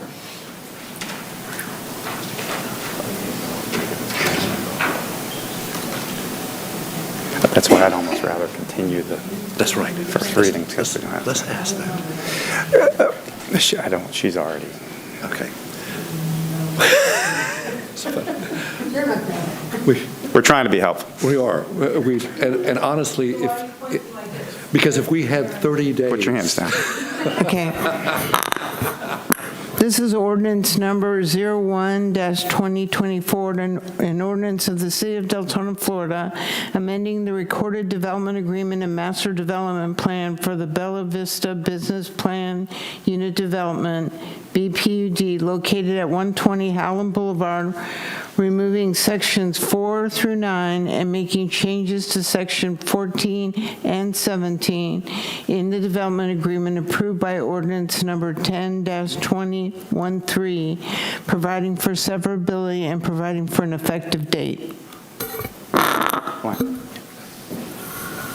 Okay, I'm going to call each. You guys have to let us finish. Commissioner Burbank. Yes. And your reasons, please. I'm going along with P&Z recommendation. with staff recommendation and with the foreknowledge that eventually that triangle will be cut, it just not have to be. Pardon? I'm going to side with P&Z, I'm going to side with staff, and I'm going to once again state that eventually that triangle will be cut through, but it does not have to be cut through in this exact configuration. I would see that site remain pristine for future development and future planning. Commissioner Avila Vasquez? I vote yes, and glad to hear that you guys are going to get together to make both what you want come true, but in a different section. So I vote yes. Commissioner McCool? I'm going to vote yes with the understanding that the two parties will get together and we will have more information by second reading. So I am saying yes for this moment.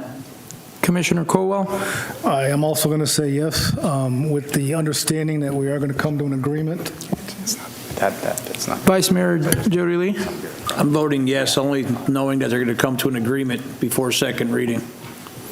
And I am voting yes because I know you guys, so number one, it's going to put a pressure on you because I believe you guys have 30 days.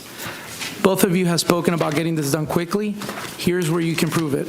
You guys have the ability and you guys have the resources that currently, unfortunately, our city doesn't, to be able to produce with engineers a workable, safe road if that ends up being the compromise. And I agree with some of the stuff that our residents said, that if we just do a cut through, that's just going to be a big problem for the hospital, and not only for the hospital, the ambulance, the residents. I can go on and on. So. If I may, Mr. Mayor, one last thing. We would ask the city clerk not to schedule this for second reading just yet and advertise, give us like 30 days. Or pick a date for second reading, but just put it out a little longer than you normally would. City attorney, is it an obligation for them to schedule it within 30 days? No, we can, somebody just needs to let us know what your plans are. Okay. We'll shoot for about 30 days now. But at least you guys know you're on notice. You have some time frame. Perfect. Mayor, may I make a suggestion, please? When you do come back with some type of settled agreement, in lieu of an actual drawing showing a road, perhaps some language in a contract of some sort saying we will build a road to everybody's satisfaction at some future date, rather than actually depicted on a picture that locks us in. We suspect there'll be a lot of things that will be part of that agreement, including what uses will be allowed on the Pell property to prevent conflicts. So Thank you. Lots of things we can do. And all the money he said they were going to pay. See? So the motion passes 6-0. Thank you. And we don't say this lightly. We all appreciate your time. We really do, because this has taken some time, but it's been good for us to be here together. Thank you. All right, at this time, we're going to go to public hearing ordinance number 04-2024, creating Chapter 76 Affordable Housing of the Land Development Code relating to affordable housing and the Live Local Act at first reading, planning and development services.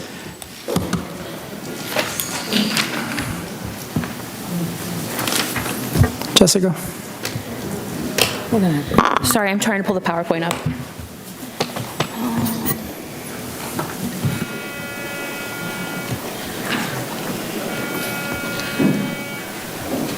There we go. All right.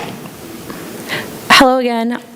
Jessica and Chisel Planner 2 with Planning Development Services. Ordinance 04-2024 is to add Chapter 76, Affordable Housing, to the Land Development Code. The Live Local Act was signed into state law with an effective date of July 1st, 2023. By adding Chapter 76, Affordable Housing, to the Land Development Code, the city will be able to regulate affordable housing by adding regulations and procedures. The purpose of this chapter is to facilitate development of affordable multifamily housing, provide the zoning districts allowed for the Live Local Act, establish guidelines, and provide the administrative approval process. Section 166 speaks regarding municipalities that have less than 20% of their land being designated for commercial or industrial use. The city has less than 8% of the land designated for commercial, industrial, or business PUDs. Therefore, any live local project that comes before the city and these designations must be mixed use, meaning they have to have a minimum of 20% commercial. The Live Local Act specifies that in order to utilize any commercial or industrial land, the project must be mixed use, with a minimum of 20% commercial and a minimum of 65% residential. This is something that cannot be waived or changed.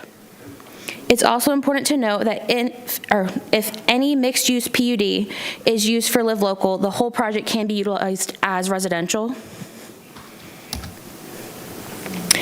The Affordable Housing Project Review Committee, AHPRC, will be an appointed subcommittee that reviews affordable housing projects that are submitted under Chapter 76.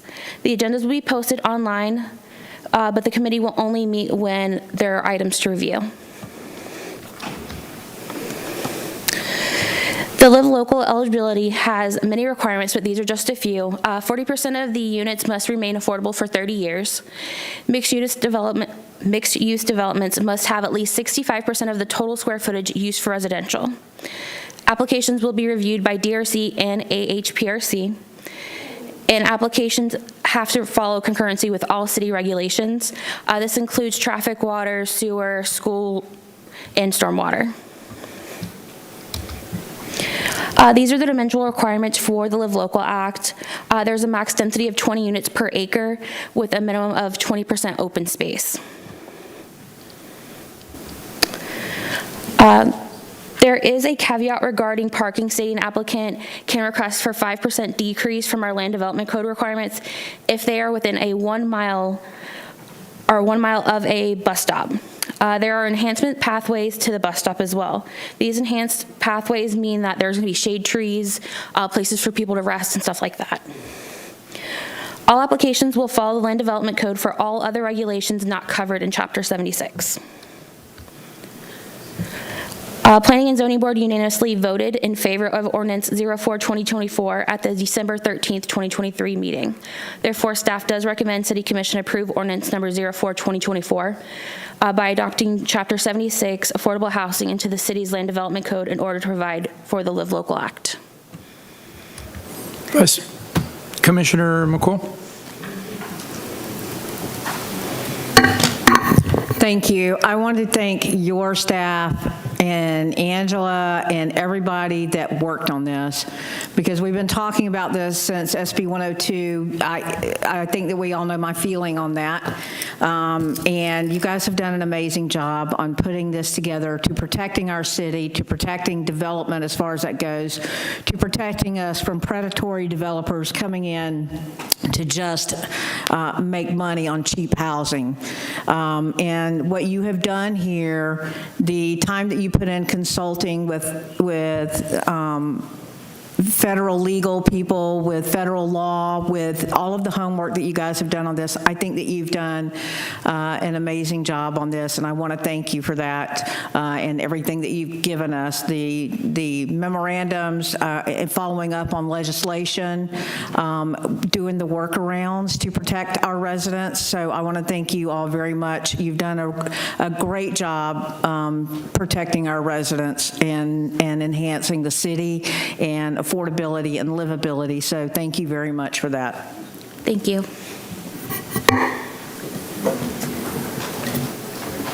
Is there any public comment? Nick Lowley, please.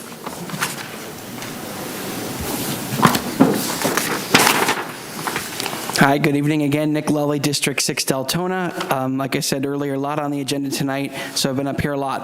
I remain opposed to Live Local, even with what our zoning and the low amount of commercial zoning we have allows. I just don't believe that local government should have its ability to plan for land use revoked and decided by someone else. So while I certainly would am glad that anything that comes in would have to be mixed use as opposed to specifically residential, I just don't think in those commercial and industrial corridors that we do need even a small percentage of of any more residential. So I will always be opposed to, again, anything that takes away local control as it comes to land use and zoning, because I think everyone in the audience would probably agree we have too much residential as it is right now, and we frankly don't need really even one more unit in some of these areas, particularly considering we do have such a small amount of that non-residential land use. Thank you. Okay, that closes public comments. Commissioner McCool, and then Vice Mayor Jody Lee.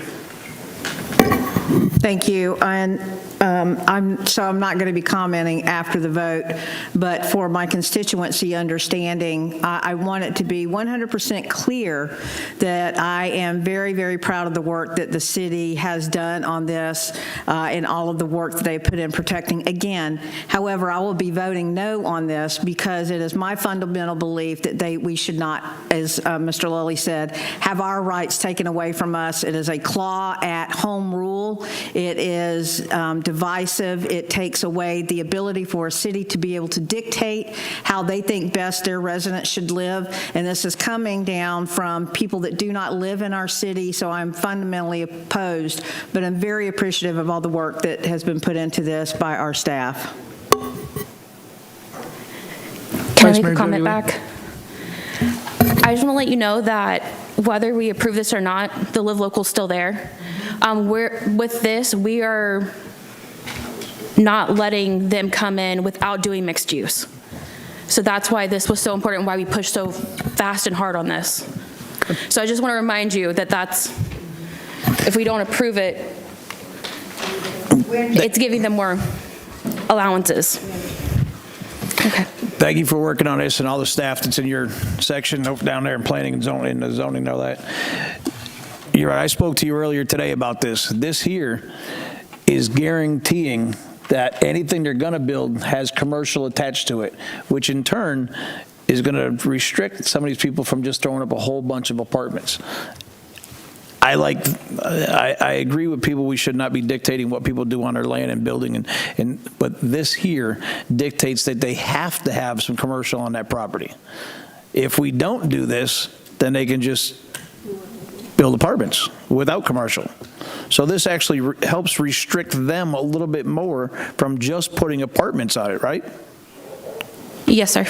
So there has to be commercial, like what did you, 60% housing and 40% commercial? They have to do 65% residential and 20% commercial. Okay, and they won't have no choice, or they'll just be denied. Correct. It's enough for me. Commissioner Avila Vasquez.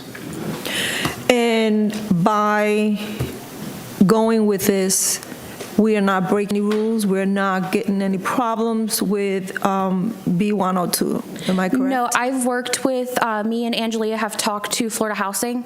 Marcia's helped us with as well, making sure they were okay with all of our regulations. They did have a comment about how much open space we were requiring, which is more than everywhere else, but that's what we require for our PUDs. Yep. So I just want to hold them to that as well, so you can't throw all these apartments on a little lot.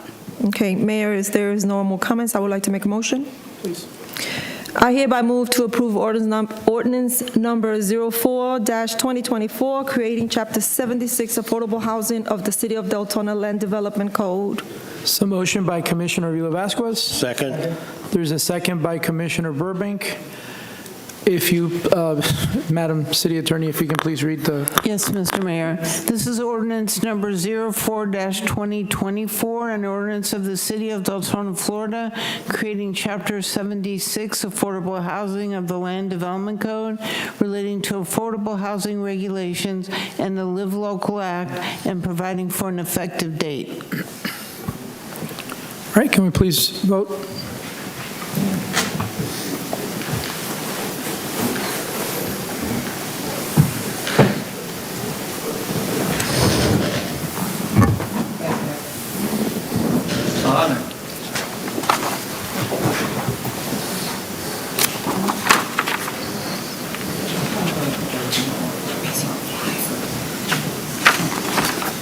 Click on the join.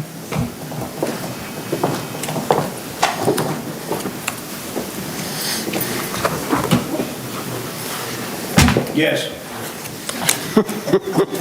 Old school, yes. The motion passes 5-1. This time, we're going to go to old business, Section A, request for approval of Resolution number 2024-03 and Budget Amendment 2024-021 for the Park Projects Fund for the fiscal year 2023-2024. Ms. Leeson, my apologies. Good evening.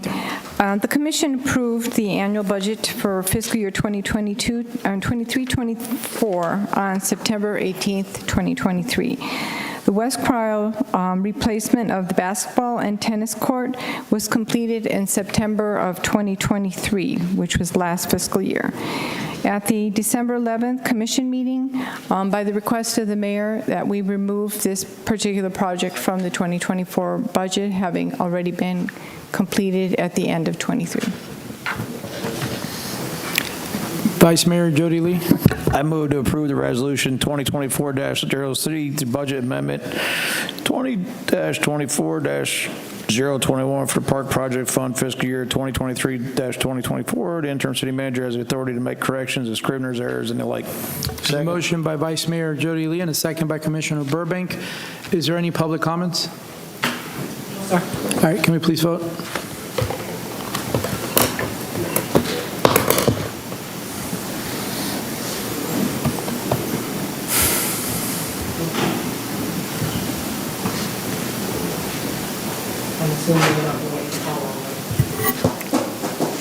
He's coming.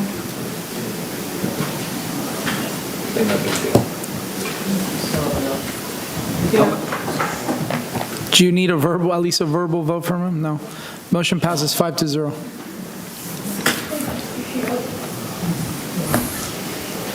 All right.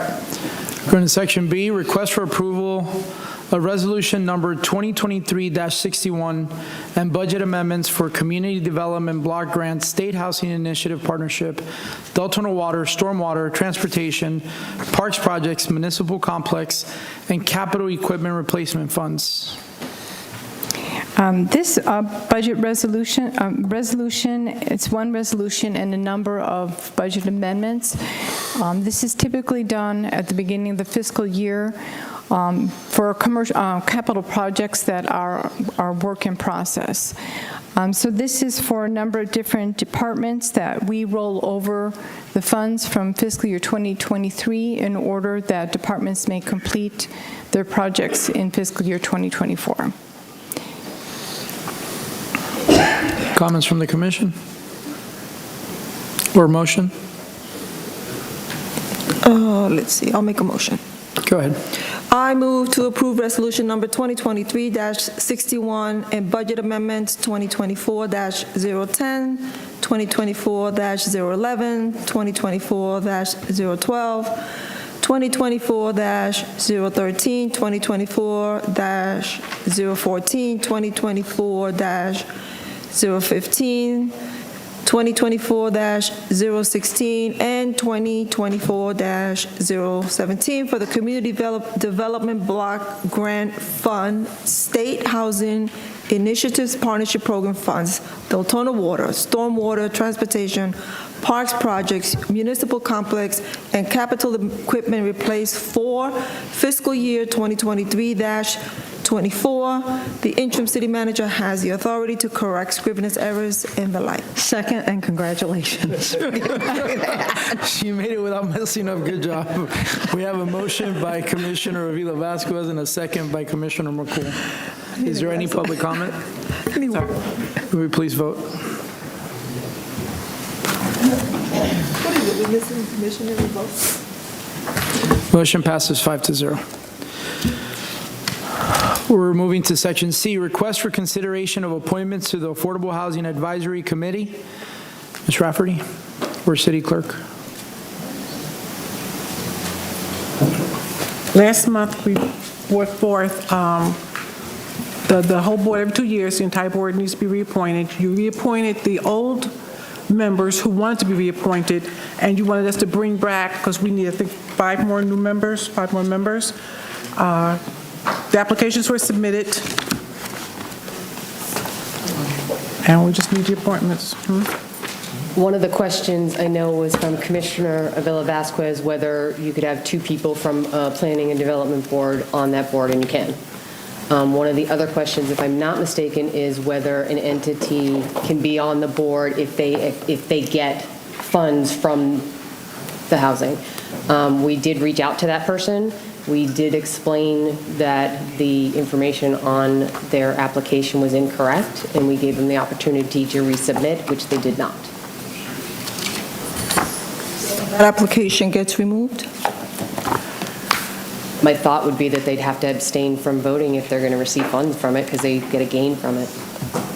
But they never submitted the corrected application? They never gave an updated, corrected application. We did give them that option. We called them the day after the meeting. City Attorney, does that disqualify them?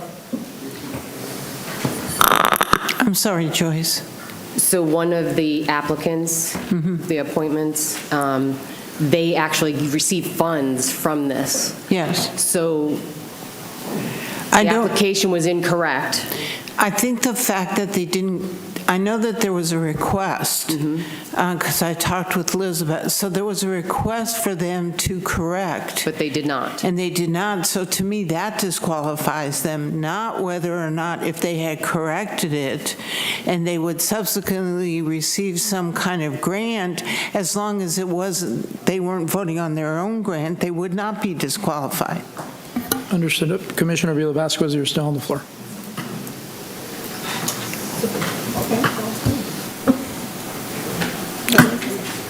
Okay, so I'd like to, let's see what it says. I move to confirm the appointments of Rachel Amoroso to the Affordable Housing Advisory Committee with a term to expire on December 30th, 2025. That's number one. There's a Do motion. we each have to make a motion for each applicant, or? You can do one motion if We should just do one motion. however you guys want to do it. You can do individual policy. Oh, okay. So how many are there? 1, 2. We have 7, we need 4. We need 4. Or minimum 3. Okay, can one commissioner name 4 and then either gets approved or not? I guess we can go one by one, if that's what everybody wants, and then. Yeah. So we have a motion currently by Commissioner Avila Vasquez to approve Rachel Amoroso. Is there a second? Second. Second by Vice Mayor Jody Lee. Can we please vote? Or, I apologize, is there any public comment right now on this? Okay, can we please vote? Motion passes 6-0. We still need the appointment of 3 more people. If I can symbolically pass the gavel to the Vice Mayor, I'd like to make the motion to appoint Lillian Mendez to the Second. Read that. To the Affordable Housing Advisory Committee with a term to expire on December 30, 2025. Second. Take a vote.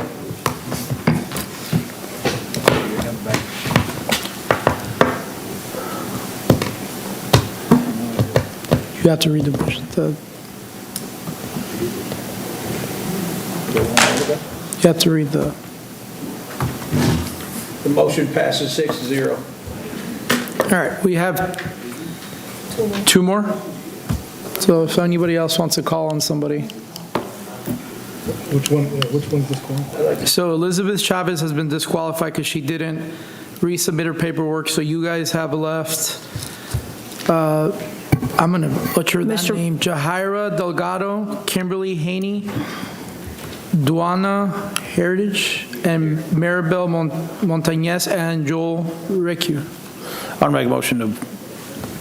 Go ahead. I want to move to confirm the appointment of Kimberly Haney to the Affordable Housing Advisory Committee with a term to expire December 30th, 2025. There's a motion by Vice Mayor Jody Lee. Second by Commissioner Crowell. Any public comments still? None at all, right? Okay.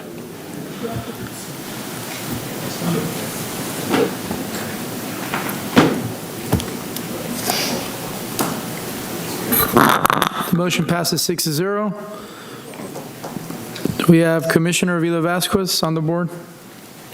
I'll do it anyway. No, it's right here. I move to confirm the appointment of Jahaira Delgado. There's a motion by Commissioner Vila Vasquez and a second by Vice Mayor Jody Lee.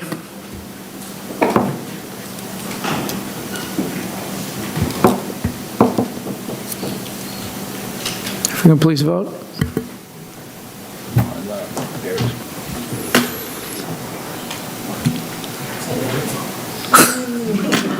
Let's try that again.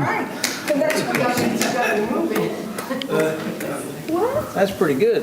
You don't think the rest. That's what we want.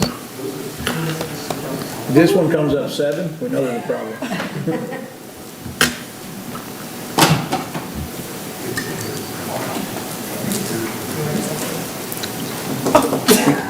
The one that actually came through was wait. The motion passes 6-0. Figure she gets to vote twice. All right. This time we move to new business, request for approval of the federally funded sub-award and grant agreement for DR-4734 Hurricane Idalia.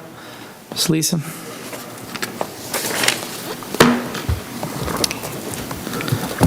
Okay, this agenda item is basically asking for permission or for the mayor to sign the agreement. This is from the state of Florida. We applied, the Finance Department applied for a public assistant from FEMA for Hurricane Idalia. The cost share from the federal government is 100% for the eligible costs, and although the amount of federal funds have not been obligated by FEMA, this is the next step in the process. We signed an agreement with the state. The state is the subrecipient, and then we are ultimately the recipient of the reimbursement. So the next step after this is we wait for approval by the it's the FEMA Public Assistance Group Supervisor. They review our application, and they will obligate the funds. We just need to have this agreement in place in order to move forward.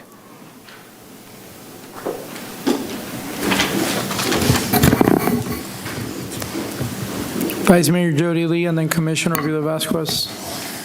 I move to approve the federally funded sub-award and grant agreement for DR 4734 Hurricane Idalia, and direct the interim city manager to execute an agreement upon approval. This item authorizes any and all necessary actions, documents, or budget transfers of facilitate commission approval, and further authorizes the city mayor to sign any documents necessary to further commission approval of this item.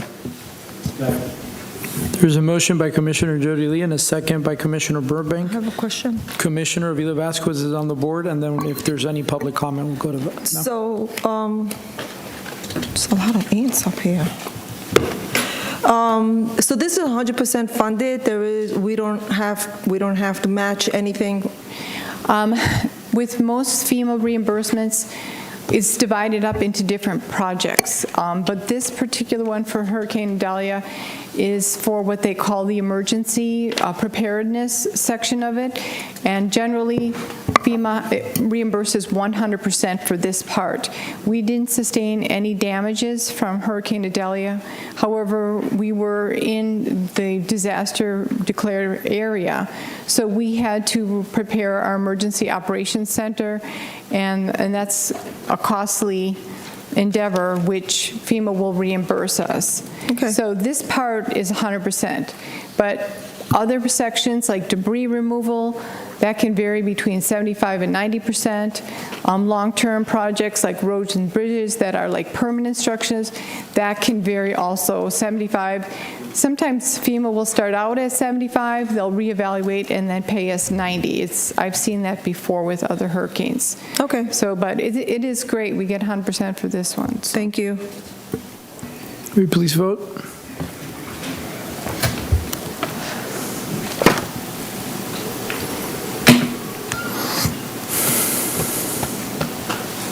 Motion passes 6-0. All right, this time we're going to go to comments and consent items. Is there any public comment on consent items? Nick Lally.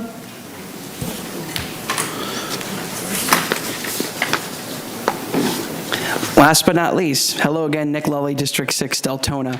I had a question about a couple of items. The first was the scissor lift. I wanted to know if that was the same thing I've seen. I think it's this way, right? From thinking direction out back here, and what the cost for fixing that is versus replacing it. My larger concern is for the Fort Smith pumping station. Many of you may remember a year and change ago when I came before the last commission and talked about the major flooding that we had in that area of District 6 Deltona. This pumping station will definitely help alleviate that problem. So I'm asking that you do approve that tonight. My only suggestion and question, and not to interfere with that process tonight, but something in the future, hopefully short-term, particularly since I guess we just saved several $100,000 in our budget amendment. If we could look into putting a permanent standby generator on that pumping station so that that can have continuous service, and no matter if we do have electrical service or not from FPL to that pumping station.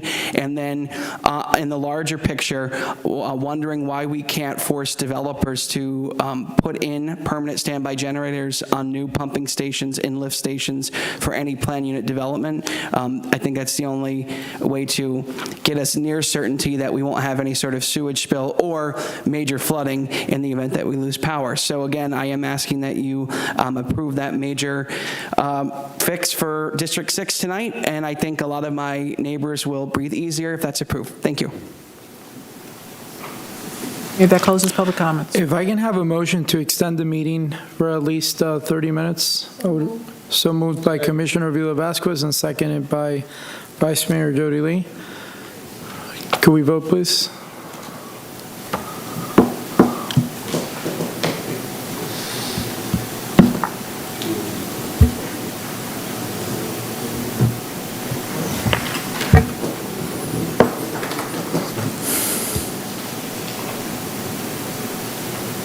Oh, wait a minute, you can't.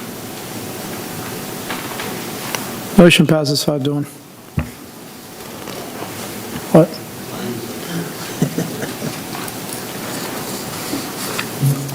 All right. So is there any questions or concerns about the consent agenda? Commissioner Vila Vasquez?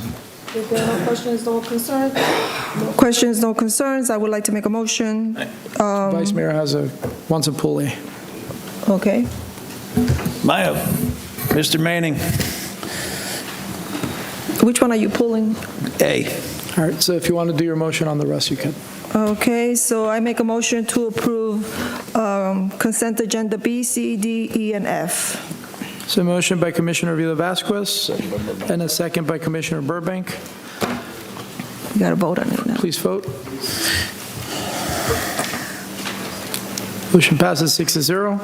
Now we go to Section A. Vice Mayor Jody Lee. That scissor lift. Yes, sir. That so amicably one of the residents pointed out was out front. What's the cost of refurbishing that scissor lift? And how often do we use it? Is it worth right now spending $26,000 to replace it when we could probably put new lines and hoses and a pump on it for a whole lot less than that? I'd have to get with the fleet on that to see what the actual cost would be. That's a 25-year-old scissor lift. It's been in the shop way more than we've used it. And we have new carpet in here, and we've had quite a few oil leaks in it, so I'd have to check with fleet to see what that cost would be to refurbish that. I don't even know if they can get the parts for it at this point. We haven't used it in probably 6 months because it's just not operational at this point. What have you been doing for the last 6 months without it being broke down? We have to rent one.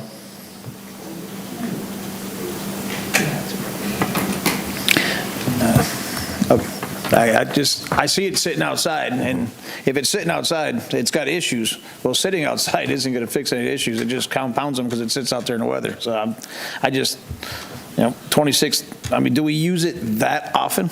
It's used by everybody, not just the Parks Department. The Fire Department uses it as well.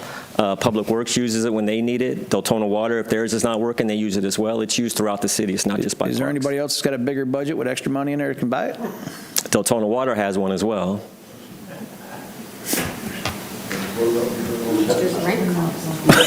Look, I mean, there ain't nobody else that's got water that's got the money in their budget with the extra money that can No, I'm not. It's money from our city. I mean, there's not enough, I mean, do we need two of them? This particular scissor lift out here is for indoors. So like at fleet maintenance inside doing stuff, in the commission chambers here doing stuff, that type of thing. The other stuff that Deltona Water has is actually forklift, and they have a high lift that I don't think you'd want to bring in this building because it's almost as old as what Mark has. Okay, but it's used inside, but we store it outside. There's no place here in this building to store it. He has hauled it to different areas. They have a barn out at Dewey Booster Park, and my understanding is that you stored it out there in the past. You just have to have it hauled over here. Yes.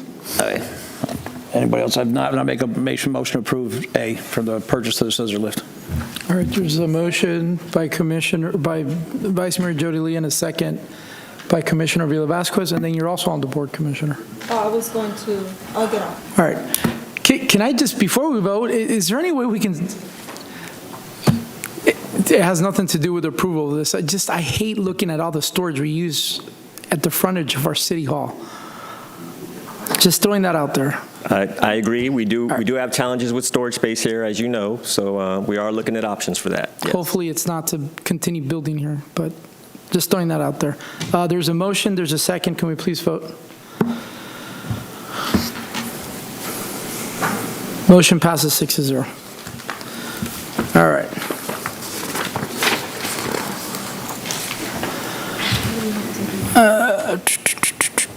At this time, we're going to go to City Commission special reports and requests. We'll start with Commissioner Burbank. Thank you. No reports, no requests. Commissioner Vila Vasquez. Yes, I have one.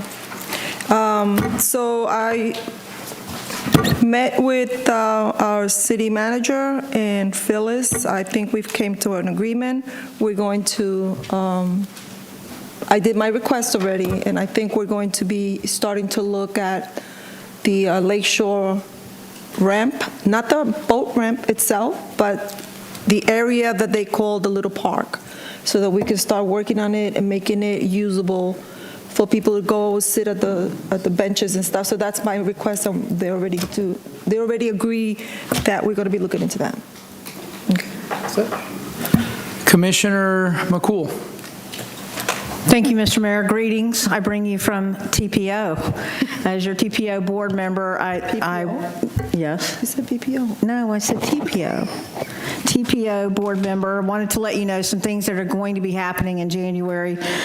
There are boundary maps that are being redrawn according to the census, and this will affect our ask for tax dollars or for federal money for projects that we have. And right now, we are in process and planning. I have a meeting next week, I think, I don't know, this week, next week, with Glenn and Phyllis next week regarding what our ask is, what the city of Deltona's ask is for TPO, and I will report back to you on that. Most of our December agenda was moving towards the revised maps, and they'll be drawn in January. So after the January TPO meeting, which is at the end of the month, I will bring that report back to you also. I want to also say that it is regarding the TPO, as your board member sitting on the TPO, it is incumbent that we pay attention to all monies that we get from development, from any projects coming to Deltona, so that when we ask the TPO for money, that we are being assured that we are being good stewards of our own money. So I just kind of want to bring that up also. So if you have any questions, I'd be more than happy to email you a copy of the TPO report for December. We're mostly closing out, and I will bring back to you the results of the boundaries in January, and also the report from the projects that we will be taking to TPO for the ask. So know that that is being worked on and taken care of. I'd be happy to sit with anyone one-on-one, or you may visit us at the TPO meeting, which is held at the beautiful Daytona Beach International Airport at the end of the month, which date I will give you. It will be the 24th, held downstairs. I invite you to come and get your parking pass validated and get up to everything going on in the world of FDOT, the great city of Deltona, and the TPO. Thank you, Mr. Mayor. Commissioner Cowell. I have no comment. After that. Vice Mayor Joey. My microphone's still on. Well, now comes my special report part. I'm sure seeing other people have already brought it up about this housing thing, or this 1932 Paragon Street, whatever the hell it is. Good. I got a phone call from a developer's attorney telling me to look into this. From what I understand, some developers and friends got together and purchased a house. So in all transparency, I sent it over to the state attorney. They in turn called me, FDLE called me, and I reached out to the ethics. Supposedly, a house was purchased just for the mayor's rental. So as like you said, if you hear something, you report it. That's exactly what I did. So if anybody has any questions any other time, I'll be more than happy to talk to you off the dais. But this is what I'm reporting because this is what's been told to me. And then I also found out from the other thing, I believe the mayor called the city manager and had the water turned on. He had it turned on in a way that none of us can. He just went to the city manager and asked him to turn the water on. Now, that I could have swore that I think that violates some rules and practices that we have within the city. I can't just, everybody sitting out here can't just. Let's give the Vice Mayor a chance to finish this conversation. I don't think we can all just call the city manager and have our water turned on. I mean, if that's the case. But I think that would be a malfeasance that you're directing the city manager to turn water on. And I don't know why it was done or exactly what was done. I know I asked about it, and from what I understand, I'm pretty spot on. So, I mean, I don't know what the rules are. I could have swore we're not supposed to be telling city employees, we're not supposed to be directing them stuff like that. I mean, to get your water turned on, there's rules and regulations in place for all people that live in our city. We should all have to follow these same rules and regulations. That's it? That's it. Okay. So I'm very glad that you actually, unlike other times that you're going to come after this person, the other, you actually followed through on this one. So I just have a question for you because, by golly chucks, if we actually spent time fixing our city, this is what the residents are tired of. So full transparency, I'd like to know who that attorney was from the developer. Or do I need to do a public records request for your phone logs? Well, you could do it from my phone logs. I state the FDLE and the state attorney. And that was the right thing to do. I don't have an issue with that. That was great. I mean, that's the way to go. That's great. But I'd like to know who this attorney was that gave you a call. Just out of curiosity. It was one of the attorneys that. You told half of our residents, is it Kim Booker? No. It's not Kim Booker. Not at all. So all the residents that have called me, which I can tell you who they were, it's not Kim Booker. No, it was not Kim Booker, the attorney Kim Booker, that called me to tell me about this. Second question, out of curiosity, I just changed my driver's license today. So out of curiosity, how did you get my address? I got your address. Your mic is off. I got your address because people were telling other people, and it was whispers, that you directed the city manager to turn your water on without doing it the proper way as the rest of the residents in the city. That's not what I asked you. Well, did you get that information from a city employee? Did you go to the water department and get that information from a city employee? No, because that'd be violating the rules myself. Okay. So obviously there's things that you don't want to answer. So let me just respond to this in full transparency. And I'm glad that this was brought up to the state attorney, FDLE, and all those people because, again, we're sitting here wasting time on this. So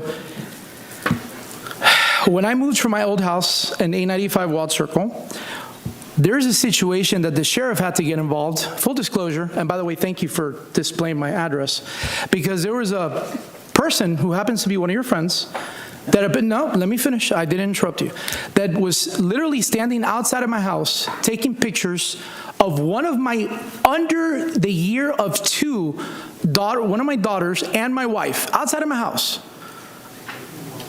a minor, which, you know, after I did all the work with the sheriff's office and everything I had to do, I mean, thank you for completely putting them at risk again, but that's not a problem. Number two, Mr. Whitcomb, the water in my house was already turned on, correct?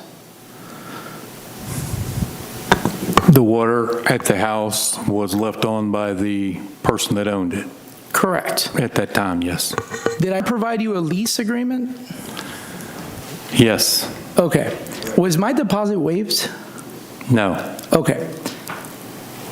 Ms. Phyllis, because the question was asked with you, did I ask you if there was a way, because people that run for whatever office can do a public records request for all active Deltona water bills and the addresses and the mailing addresses, did I ask you if there was a way to protect my address out of the concern that I had brought to the sheriff's office so they wouldn't come to take pictures of my daughters or my wife? Yes, you did. And what was it that you told me about putting in a name, but it'll still be in my account? It would be your account under a pseudonym name, and that it would be imperative that you remember that pseudonym name if you needed to call about your account. At the end of the day, what did I end up doing? I believe your application had your legal name on it. I did not look at it. I just transmitted it to Deltona Water. Because I already knew about the shenanigans, right? So it would have been such a waste of time. That being said, I'm going to enter some information into public record because obviously, you know, the Volusia County Property Appraisal has this. I got the SunBiz paperwork from every single one of these shell corporations. I have an advertising from, hold on, I'm getting there. From Zillow, however you want to call it. Let's see. Supposedly, Mr. Strozik says I moved into my house on November 1st. 927, pending sale. 1031, listed for rent. 1031, house is sold. 11.9, price changed. It was reduced. 11.18, listing was removed. So it was removed after I moved in. It makes no sense. In fact, my lease, which apparently now is public record, I moved in on December the 1st. Surprise, surprise, just some investigative work, which some of the people you called figured that out in less than 15 minutes. I have some private text messages, which I have no obligation to release, but I am willfully doing this. November 13th at 8:09 p.m., I texted my wife 1, 2, 3 houses that were available for rent. One of them, right there, and you can alter this, and if you guys think I altered it, you can always ask for phone records, right? 1932 Paragon Street, Deltona, Florida. November 16 at 9:58 a.m., my wife sends me, what do you think of this house? First month rent-free, $600 security deposit, 1932 Paragon Street. Based on the information here, I moved in on December the 1st. This conversation was had on November 16th. We applied November 16th that afternoon. November 18th, it was removed from being listed because it was approved for me. So my question to you, Vice Mayor Strozik, are you alleging that, and let's who are these buddies that you're talking about? Because you told a lot of people it was Bobby Luthra and Sadiq Jaffers, right? Are you alleging that these people committed some type of mishap? I am alleging that I got a phone call from, and it's not alleged, I got a phone call from an attorney to meet. When Listen, I met with you the did attorney, the right thing. You're pivoting. I got the information. You did the right thing. And like Thank I you said, for wasting the time of our residents not a on waste of time. something that the FDLE, the state attorney, and the ethics commission are already going to do. I understand you're in a rush to become the mayor, right? No, I don't want it. Let me finish. I understand you're in a rush to become the mayor. I don't want it. I get that. You have an election coming up, and essentially what you're going to do is run, try to get reelected, and then put your residents again in District 6 in a predicament that they have to, again, in less than 2 years, wait to see who they're going to pick because their representative, his ego is too big that he wants to run for mayor. My suggestion is, respectfully, Vice Mayor, is drop out of the race and run for mayor in 3 years. Meantime, some of us can sit here and try to fix the problems that your buddy, the one that initially called you, the former vice mayor, that started some of these problems. It absolutely was not the vice mayor. Respectfully. So we're moving on. Unfortunately, as a privilege of the mayor, I get to continue because you already had your time, okay? So we're moving on to city attorney comments. Excuse me. City attorney. You still can't go What? back. Excuse me. Your time was up. Okay. And it will be soon. No. No comments, all right. City manager comments. Yes, sir. Oh, one last thing. City attorney, is there anything illegal about me directing the city manager? Isn't that in the city charter that one of the charter officers I can direct is the city manager? No. It's not, okay. No.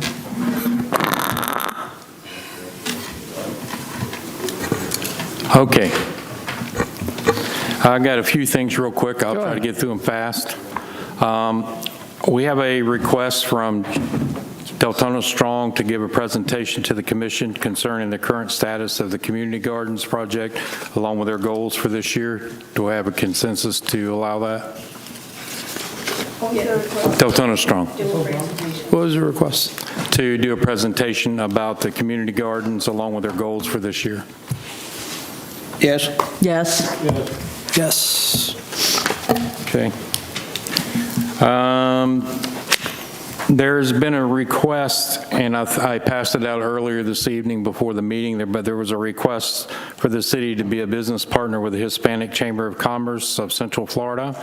We're currently participating with an annual membership for $300 a year. The lowest cost for a business partner is the bronze package at $1,200 a year. The silver package is $2,500, and the gold package is $5,000 a year. Do we want to entertain looking into being a business partner with the Hispanic Chamber?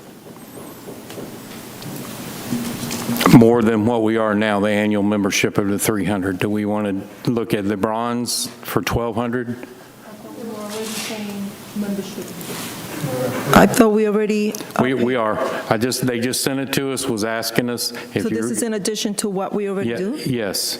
If you want to stay with the 300, the regular membership, that's what we will do. Okay, consensus. All right. Also to let you know, Lake Ellen Osteen sewer rehab should be complete Wednesday or Thursday of this week by the end of the day. The asphalt plant has been closed for the holidays and we should be reopened tomorrow, the 3rd, so we should be getting that project complete and getting that road back and opened back up. Mayor, may I say something? Sure. To the city manager? I think you only got my comment on the request for the chamber. Oh, we were all shaking our heads. Oh, okay, because I wasn't looking. Okay, thank you. You were all, my way I took it, you wanted to stay with the 300 annual membership. I got you. Okay. Just a couple of quick things. There will be a city manager's search citizens committee meeting. That's a long term. This Thursday at 6 p.m. here in the commission chambers with the search firm to go over the process to be undertaken with the committee. You can come and attend the meeting, but there can't really be any back and forth because it would be breaking the sunshine law. I had a question from one of the commissioners today. Next to the last thing, Herb Marlowe from Analytical will be here tomorrow to interview those of you that have an appointment to discuss the strategic plan and preparation for the workshop on January the 20th. We had brought that up a while back about January 20th. I think we may have one that may not be able to make it on that day. Then the last thing is Joyce needs to discuss an issue concerning a polling place and some dates for that. So Thank the you. Supervisor of Elections contacted me this morning, and she is doing early voting over at the center, which is not an issue. What she's asked this morning is that she also had either the chambers or the center for actual voting days, which means she would need the day before, which is a Monday, the voting day, which is a Tuesday, and then the following day, Wednesday, to pack up all the equipment and leave. So the dates that she's requested, and it would have to be the chambers because the center is booked, would be March 18th, 19th, and 20th. That means your March 19th meeting would have to be moved to the 4th Monday. So it would be on the 25th. That same scenario is in November 4th, 5th, and 6th. So the November 5th meeting would have to move to the 25th of November. And the chambers would be locked down for those 3 days while they do the voting. And then the one in August, the August election, they are able to do that at the center, so that election they will have there. I have a question, Mayor. Didn't we go through this once before, and then we held a meeting at the center? Yeah, we've done, I think we've done one meeting that I recall at Yes, the one center. I meeting. don't remember if it was for elections or not, it might have been. We'll be able to do that again?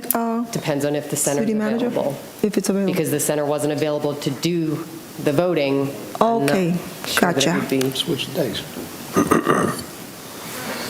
Are you looking for consensus, Joyce? I just want everybody to have a heads up, Okay. meeting dates are going to change. Got it, that's fine. And,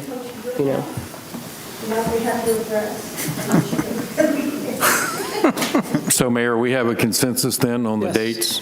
Everybody Well, good? for me, yes. Yeah, that's good. Okay. Yeah, it's Thank you. important. Sorry. That's it? Okay.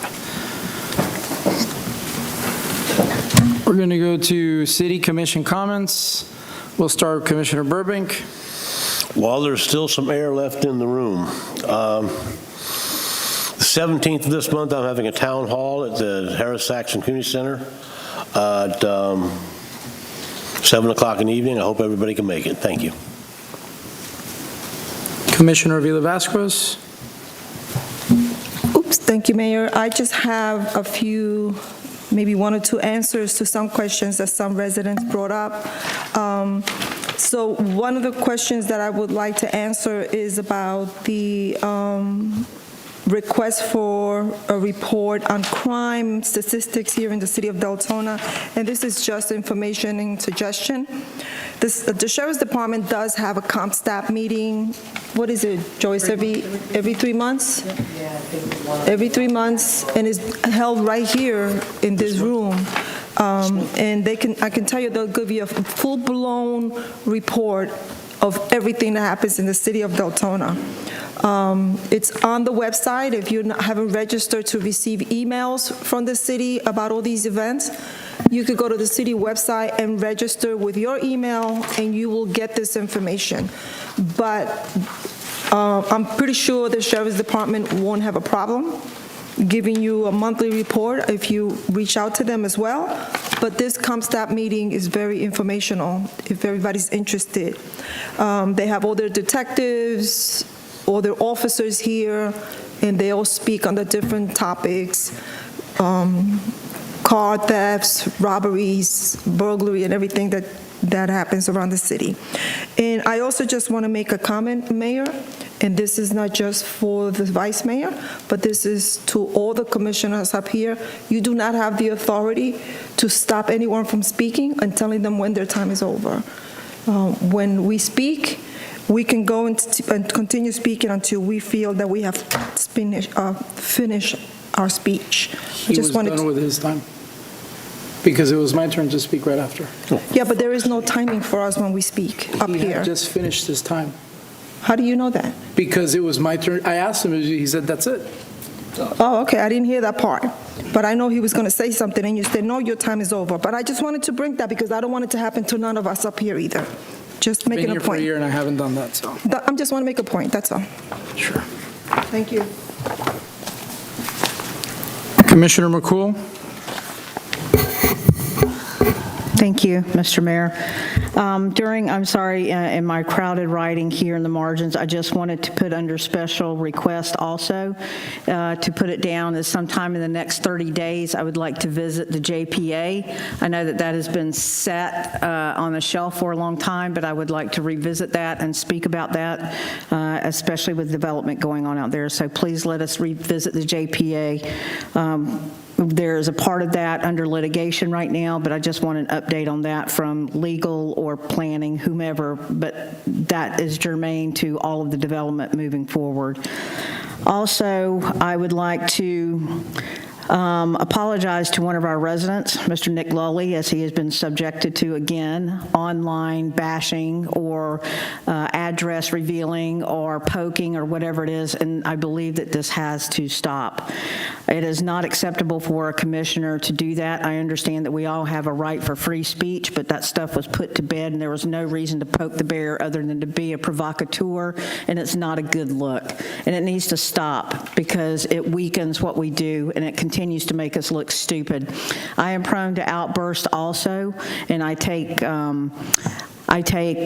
full responsibility for that. I usually do it for a bully. However, when I get into a shouting match with someone online, it's not a good look for us. And so, Mr. Lully, I apologize that you were once and further subjected to online harassment. I hope that it stops soon. There's nothing else that I can do, sir, but apologize to you and ask again for Commissioner Burbank to just stop. Just stop. We've had to settle out a lawsuit with this very man because of this thing, and it's not necessary. It's played out and it's done, so please just stop it.